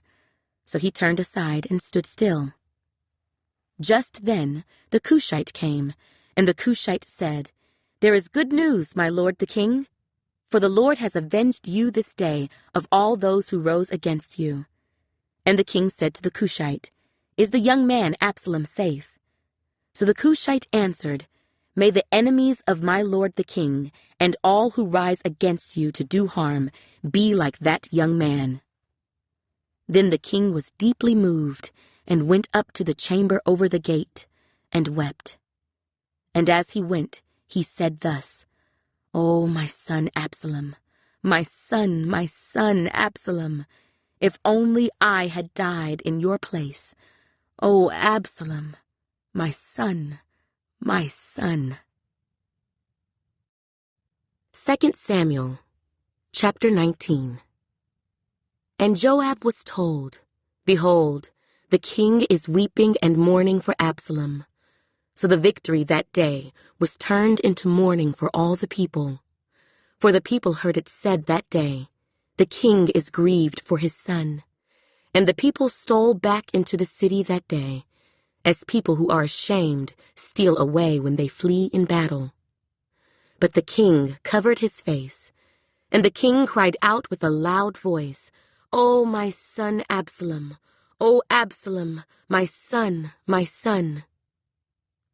Then Joab came into the house to the king, and said, Today you have disgraced all your servants, who today have saved your life, the lives of your sons and daughters, the lives of your wives and the lives of your concubines, in that you love your enemies and hate your friends. For you have declared today that you regard neither princes nor servants. For today I perceive that if Absalom had lived, and all of us had died today, then it would have pleased you well. Now therefore, arise, go out and speak comfort to your servants. For I swear by the Lord, if you do not go out, not one will stay with you this night. And that will be worse for you than all the evil that has befallen you from your youth until now. Then the king arose and sat in the gate. And they told all the people, saying, There is the king, sitting in the gate. So all the people came before the king, for every one of Israel had fled to his tent. Now all the people were in a dispute throughout all the tribes of Israel, saying, The king saved us from the hand of our enemies. He delivered us from the hand of the Philistines, and now he has fled from the land because of Absalom. But Absalom, whom we anointed over us, has died in battle. Now therefore, why do you say nothing about bringing back the king? So King David sent to Zadok and Abiathar, the priests, saying, Speak to the elders of Judah, saying, Why are you the last to bring the king back to his house, since the words of all Israel have come to the king, to his very house? You are my brethren, you are my bone and my flesh. Why then are you the last to bring back the king? And say to Amasa, Are you not my bone and my flesh? God do so to me, and more also, if you are not commander of the army before me continually in place of Joab. So he swayed the hearts of all the men of Judah, just as the heart of one man, so that they sent this word to the king, Return, you and all your servants. Then the king returned, and came to the Jordan. And Judah came to Gilgal, to go to meet the king, to escort the king across the Jordan. And Shimei, the son of Gera, a Benjamite, who was from Bahurim, hurried and came down with the men of Judah to meet King David. There were 1,000 men of Benjamin with him, and Ziba the servant of the house of Saul, and his 15 sons, and his 20 servants with him. And they went over the Jordan before the king. Then a ferry boat went across to carry over the king's household, and to do what he thought good. Now Shimei, the son of Gera, fell down before the king when he had crossed the Jordan. Then he said to the king, "Do not let my lord impute iniquity to me, or remember what wrong your servant did on the day that my lord the king left Jerusalem, that the king should take it to heart. For I, your servant, know that I have sinned. Therefore here I am, the first to come today of all the house of Joseph, to go down to meet my lord the king." But Abishai, the son of Zeruiah, answered and said, "Shall not Shimei be put to death for this, because he cursed the Lord's anointed?" And David said, "What have I to do with you, you sons of Zeruiah, that you should be adversaries to me today? Shall any man be put to death today in Israel? For do I not know that today I am king over Israel?" Therefore the king said to Shimei, "You shall not die." And the king swore to him. Now Mephibosheth, the son of Saul, came down to meet the king, and he had not cared for his feet, nor trimmed his mustache, nor washed his clothes, from the day the king departed until the day he returned in peace. So it was, when he had come to Jerusalem to meet the king, that the king said to him, "Why did you not go with me, Mephibosheth?" And he answered, "My lord, O king, my servant deceived me. For your servant said, I will saddle a donkey for myself, that I may ride on it and go to the king, because your servant is lame. And he has slandered your servant to my lord the king. But my lord the king is like the angel of God. Therefore do what is good in your eyes. For all my father's house were but dead men before my lord the king. Yet you set your servant among those who eat at your own table. Therefore, what right have I still to cry out any more to the king?" So the king said to him, "Why do you speak any more of your matters? I have said, you and Ziba divide the land." Then Mephibosheth said to the king, "Rather, let him take it all, inasmuch as my lord the king has come back in peace to his own house." And Barzillai the Gileadite came down from Rogelim, and went across the Jordan with the king, to escort him across the Jordan. Now Barzillai was a very aged man, 80 years old, and he had provided the king with supplies while he stayed at Mahanaim, for he was a very rich man. And the king said to Barzillai, "Come across with me, and I will provide for you while you are with me in Jerusalem." But Barzillai said to the king, "How long have I to live, that I should go up with the king to Jerusalem? I am today 80 years old. Can I discern between the good and bad? Can your servant taste what I eat or what I drink? Can I hear any longer the voice of singing men and singing women? Why then should your servant be a further burden to my lord the king? Your servant will go a little way across the Jordan with the king. And why should the king repay me with such a reward? Please, let your servant turn back again, that I may die in my own city, near the grave of my father and mother. But here is your servant Kimham. Let him cross over with my lord the king, and do for him what seems good to you." And the king answered, "Kimham shall cross over with me, and I will do for him what seems good to you. Now whatever you request of me, I will do for you." Then all the people went over the Jordan, and when the king had crossed over, the king kissed Barzillai and blessed him, and he returned to his own place. Now the king went on to Gilgal, and Kimham went on with him, and all the people of Judah escorted the king, and also half the people of Israel.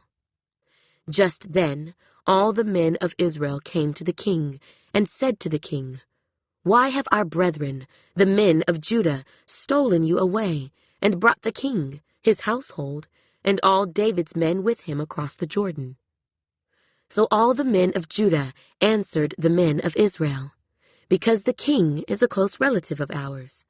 Why then are you angry over this matter?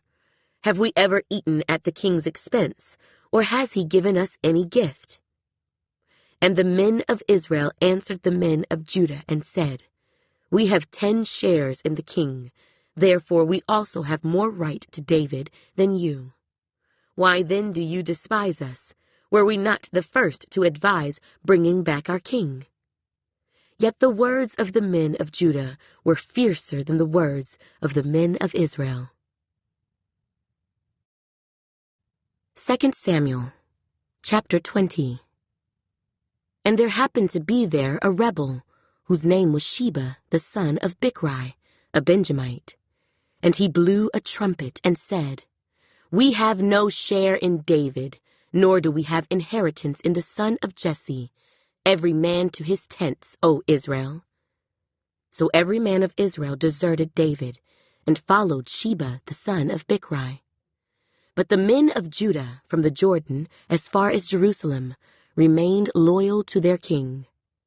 Now David came to his house at Jerusalem, and the king took the 10 women, his concubines whom he had left to keep the house, and put them in seclusion, and supported them, but did not go into them. So they were shut up to the day of their death, living in widowhood.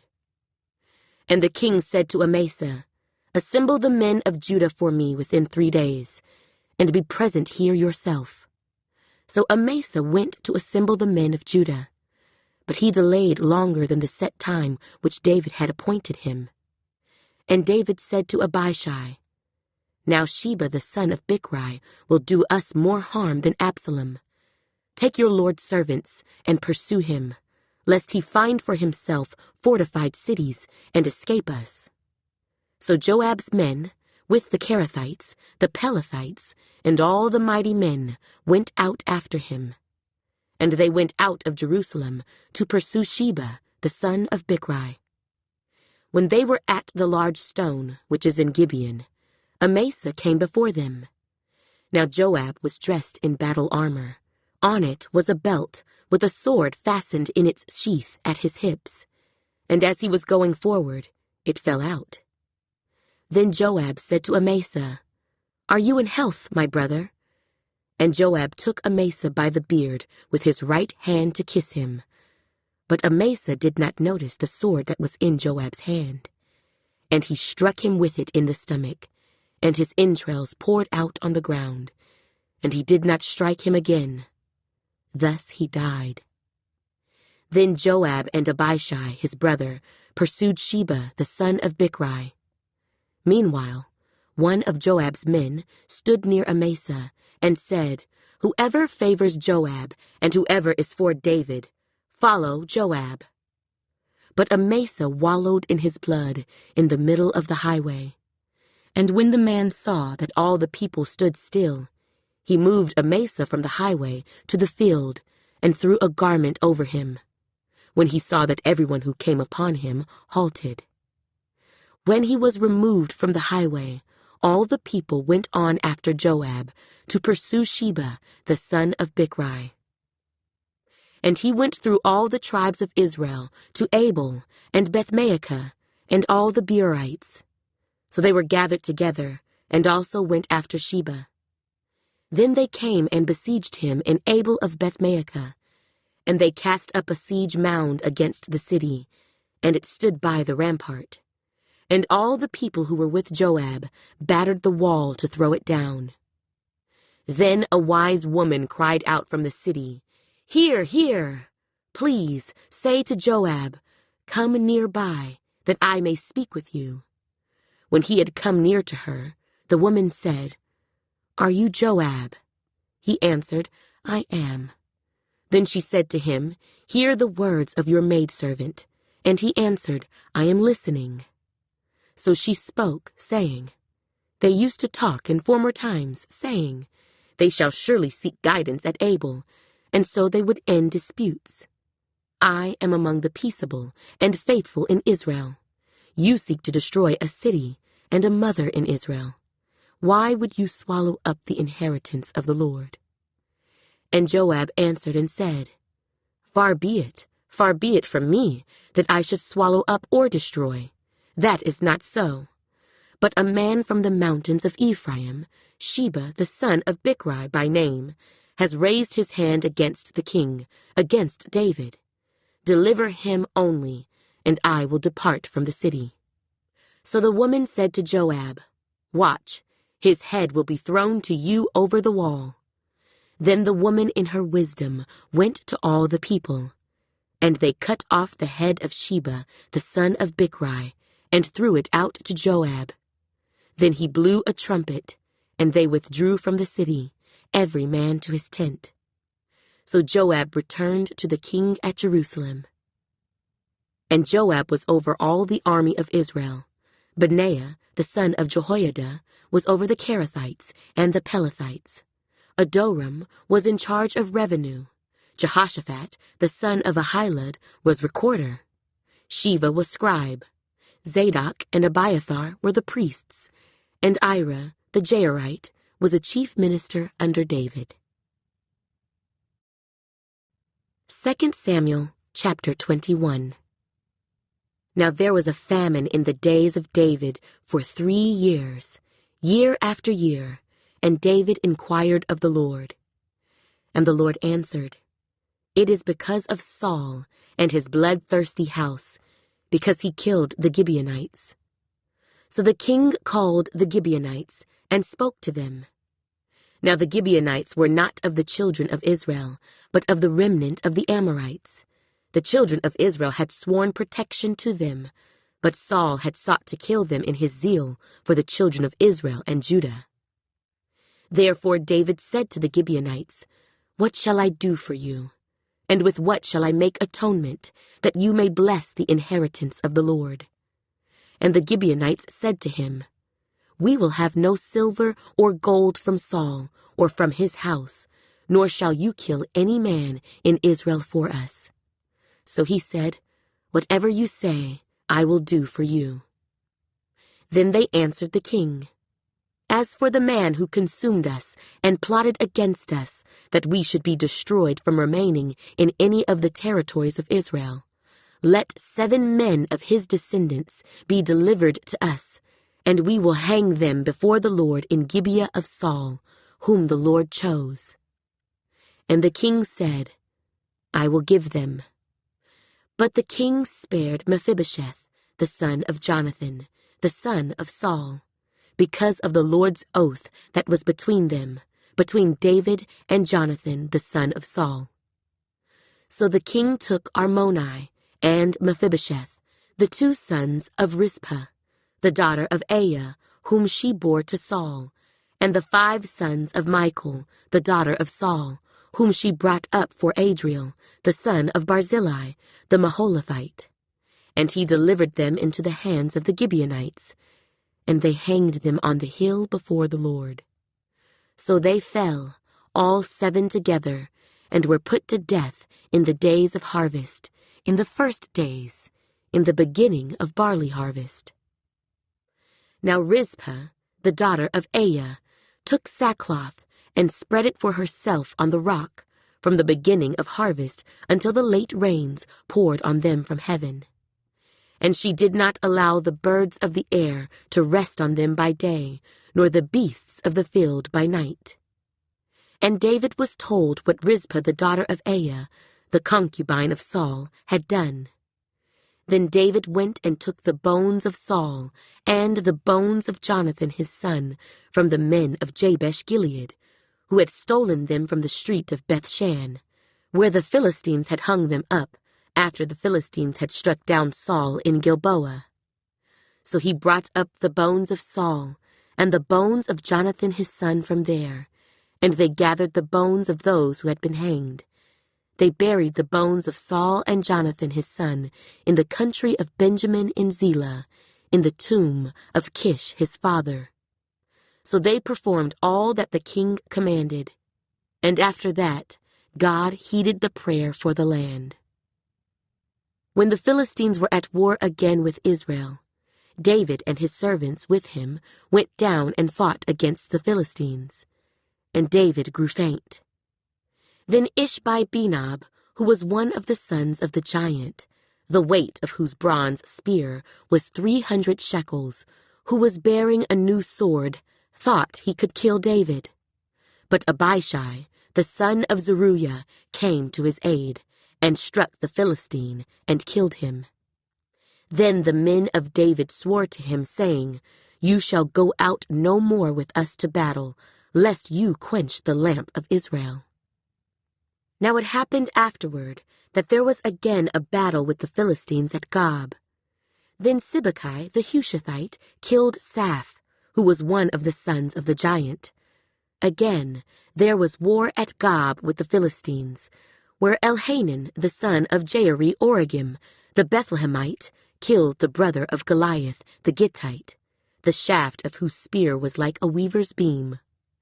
Yet again there was war at Gath, where there was a man of great stature, who had 6 fingers on each hand, and 6 toes on each foot, 24 in number, and he also was born to the giant.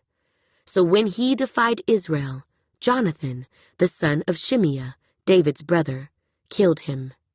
These 4 were born to the giant in Gath, and fell by the hand of David and by the hand of his servants. 2 Samuel, chapter 22. Then David spoke to the Lord the words of this song, on the day when the Lord had delivered him from the hand of all his enemies, and from the hand of Saul. And he said, "The Lord is my rock and my fortress, and my deliverer, the God of my strength, in whom I will trust, my shield and the horn of my salvation, my stronghold and my refuge, my Savior. You save me from violence. I will call upon the Lord, who is worthy to be praised. So shall I be saved from my enemies. When the waves of death surrounded me, the floods of ungodliness made me afraid. The sorrows of Sheol surrounded me. The snares of death confronted me. In my distress, I called upon the Lord and cried out to my God. He heard my voice from his temple, and my cry entered his ears. Then the earth shook and trembled. The foundations of heaven quaked and were shaken, because he was angry. Smoke went up from his nostrils, and devouring fire from his mouth. Coals were kindled by it. He bowed the heavens also, and came down with darkness under his feet. He rode upon a cherub, and flew. And he was seen upon the wings of the wind. He made darkness canopies around him, dark waters and thick clouds of the skies. From the brightness before him, coals of fire were kindled. The Lord thundered from heaven, and the Most High uttered his voice. He sent out arrows and scattered them, lightning bolts, and he vanquished them. Then the channels of the sea were seen. The foundations of the world were uncovered, at the rebuke of the Lord, at the blast of the breath of his nostrils. He sent from above. He took me. He drew me out of many waters. He delivered me from my strong enemy, from those who hated me. For they were too strong for me. They confronted me in the day of my calamity, but the Lord was my support. He also brought me out into a broad place. He delivered me because he delighted in me. The Lord rewarded me according to my righteousness. According to the cleanness of my hands, he has recompensed me. For I have kept the ways of the Lord, and have not wickedly departed from my God. For all his judgments were before me, and as for his statutes, I did not depart from them. I was also blameless before him, and I kept myself from my iniquity. Therefore, the Lord has recompensed me according to my righteousness, according to my cleanness in his eyes. With the merciful, you will show yourself merciful. With the blameless man, you will show yourself blameless. With the pure, you will show yourself pure, and with the devious you will show yourself shrewd. You will save the humble people, but your eyes are on the haughty, that you may bring them down. For you are my lamp, O Lord. The Lord shall enlighten my darkness. For by you I can run against a troop. By my God I can leap over a wall. As for God, his way is perfect. The word of the Lord is proven. He is a shield to all who trust in him. For who is God except the Lord? And who is a rock except our God? God is my strength and power, and he makes my way perfect. He makes my feet like the feet of deer, and sets me on my high places. He teaches my hands to make war, so that my arms can bend a bow of bronze. You have also given me the shield of your salvation. Your gentleness has made me great. You enlarged my path under me, so my feet did not slip. I have pursued my enemies and destroyed them. Neither did I turn back again till they were destroyed. And I have destroyed them and wounded them, so that they could not rise. They have fallen under my feet, for you have armed me with strength for the battle. You have subdued under me those who rose against me. You have also given me the necks of my enemies, so that I destroyed those who hated me. They looked, but there was none to save, even to the Lord, but he did not answer them. Then I beat them as fine as the dust of the earth. I trod them like dirt in the streets, and I spread them out. You have also delivered me from the strivings of my people. You have kept me as the head of the nations. A people I have not known shall serve me. The foreigners submit to me. As soon as they hear, they obey me. The foreigners fade away and come frightened from their hideouts. The Lord lives. Blessed be my rock. Let God be exalted, the rock of my salvation. It is God who avenges me and subdues the peoples under me. He delivers me from my enemies. You also lift me up above those who rise against me. You have delivered me from the violent man. Therefore, I will give thanks to you, O Lord, among the Gentiles, and sing praises to your name. He is the tower of salvation to his king, and shows mercy to his anointed, to David and his descendants forevermore. 2 Samuel, chapter 23. Now these are the last words of David. Thus says David, the son of Jesse. Thus says the man raised up on high, the anointed of the God of Jacob, and the sweet psalmist of Israel. The Spirit of the Lord spoke by me, and his word was on my tongue. The God of Israel said, the Rock of Israel spoke to me. He who rules over men must be just, ruling in the fear of God, and he shall be like the light of the morning when the sun rises, a morning without clouds, like the tender grass springing out of the earth, by clear shining after rain. Although my house is not so with God, yet he has made with me an everlasting covenant, ordered in all things and secure. For this is all my salvation and all my desire. Will he not make it increase? But the sons of rebellion shall all be as thorns thrust away, because they cannot be taken with hands. But the man who touches them must be armed with iron and the shaft of a spear, and they shall be utterly burned with fire in their place. These are the names of the mighty men whom David had. Josheb-Bashebeth, the Tachmonite, chief among the captains. He was called Adonai, the Eznite, because he had killed 800 men at one time. And after him was Eleazar, the son of Dodo, the Ahohite, one of the 3 mighty men with David, when they defied the Philistines who were gathered there for battle, and the men of Israel had retreated. He arose and attacked the Philistines until his hand was weary and his hand stuck to the sword. The Lord brought about a great victory that day, and the people returned after him only to plunder.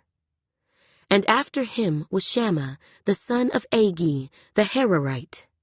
The Philistines had gathered together into a troop where there was a piece of ground full of lentils.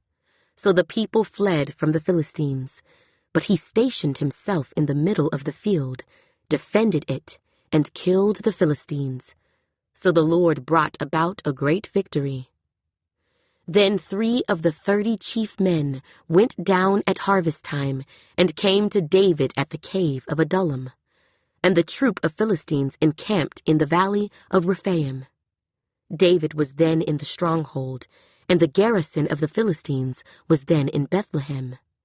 And David said with longing, "Oh, that someone would give me a drink of the water from the well of Bethlehem, which is by the gate." So the 3 mighty men broke through the camp of the Philistines, drew water from the well of Bethlehem that was by the gate, and took it and brought it to David. Nevertheless, he would not drink it, but poured it out to the Lord. And he said, "Far be it from me, O Lord, that I should do this. Is this not the blood of the men who went in jeopardy of their lives?" Therefore he would not drink it. These things were done by the 3 mighty men. Now Abishai, the brother of Joab, the son of Zeruiah, was chief of another 3. He lifted his spear against 300 men, killed them, and won a name among these 3. Was he not the most honored of 3? Therefore he became their captain. However, he did not attain to the first 3. Benaiah was the son of Jehoiada, the son of a valiant man from Kabzeel, who had done many deeds. He had killed 2 lion-like heroes of Moab. He also had gone down and killed a lion in the midst of a pit on a snowy day. And he killed an Egyptian, a spectacular man. The Egyptian had a spear in his hand. So he went down to him with a staff, wrested the spear out of the Egyptian's hand, and killed him with his own spear. These things Benaiah, the son of Jehoiada, did, and won a name among 3 mighty men. He was more honored than the 30, but he did not attain to the first 3, and David appointed him over his guard. Asahel, the brother of Joab, was one of the 30, Elhanan, the son of Dodo of Bethlehem, Shammah, the Harodite, Elika, the Harodite, Helez, the Paltite, Ira, the son of Ikesh, the Tekoite, Abiezer, the Anathothite, Mabunai, the Hushathite, Zalman, the Ahohite, Maharai, the Netophathite, Heleb, the son of Baanah, the Netophathite, Ittai, the son of Ribai, from Gibeah of the children of Benjamin, Benaiah, a Pirathonite, Hiddai, from the brooks of Gaash, Abi-Albon, the Arbathite, Asmapheth, the Barhumite, Eliabah, the Shaalbonite, of the sons of Jashan, Jonathan, Shammah, the Hararite, Ahiam, the son of Sherar, the Hararite, Eliphelet, the son of Ahasbai, the son of the Maacathite, Eliam, the son of Ahithophel, the Gilonite, Hezrai, the Carmelite, Pearai, the Arbite, Igal, the son of Nathan of Zobah, Bani, the Gadite, Zelek, the Ammonite, Naharai, the Beerothite, armor-bearer of Joab, the son of Zeruiah, Ira, the Ithrite, Garib, the Ithrite, and Uriah, the Hittite, 37 in all. 2 Samuel, chapter 24. Again, the anger of the Lord was aroused against Israel, And he moved David against them to say, "Go, number Israel and Judah." So the king said to Joab, the commander of the army who was with him, "Now go throughout all the tribes of Israel, from Dan to Beersheba, and count the people, that I may know the number of the people." And Joab said to the king, "Now may the Lord your God add to the people 100 times more than there are, and may the eyes of my lord the king see it. But why does my lord the king desire this thing?" Nevertheless, the king's word prevailed against Joab and against the captains of the army. Therefore, Joab and the captains of the army went out from the presence of the king to count the people of Israel. And they crossed over the Jordan and camped in Aroer, on the right side of the town, which is in the midst of the ravine of Gad, and toward Jazer. Then they came to Gilead, and to the land of Tatim-Hodshai. They came to Dan-Jaan, and around to Sidon. And they came to the stronghold of Tyre, and to all the cities of the Hivites, and the Canaanites. Then they went out to South Judah, as far as Beersheba. So when they had gone through all the land, they came to Jerusalem, at the end of 9 months and 20 days. Then Joab gave the sum of the number of the people to the king. And there were in Israel 800,000 valiant men who drew the sword, and the men of Judah were 500,000 men.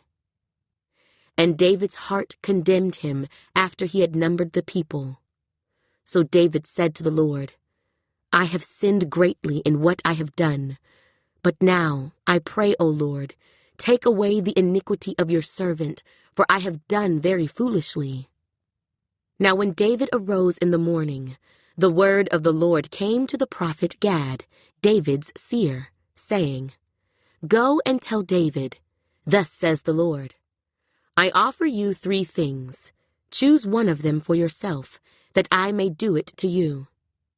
So Gad came to David and told him, and he said to him, "Shall 7 years of famine come to you in your land, or shall you flee 3 months before your enemies, while they pursue you? Or shall there be 3 days' plague in your land? Now consider, and see what answer I should take back to him who sent me." And David said to Gad, "I am in great distress. Please, let us fall into the hand of the Lord, for his mercies are great, but do not let me fall into the hand of man." So the Lord sent a plague upon Israel from the morning till the appointed time. From Dan to Beersheba, 70,000 men of the people died.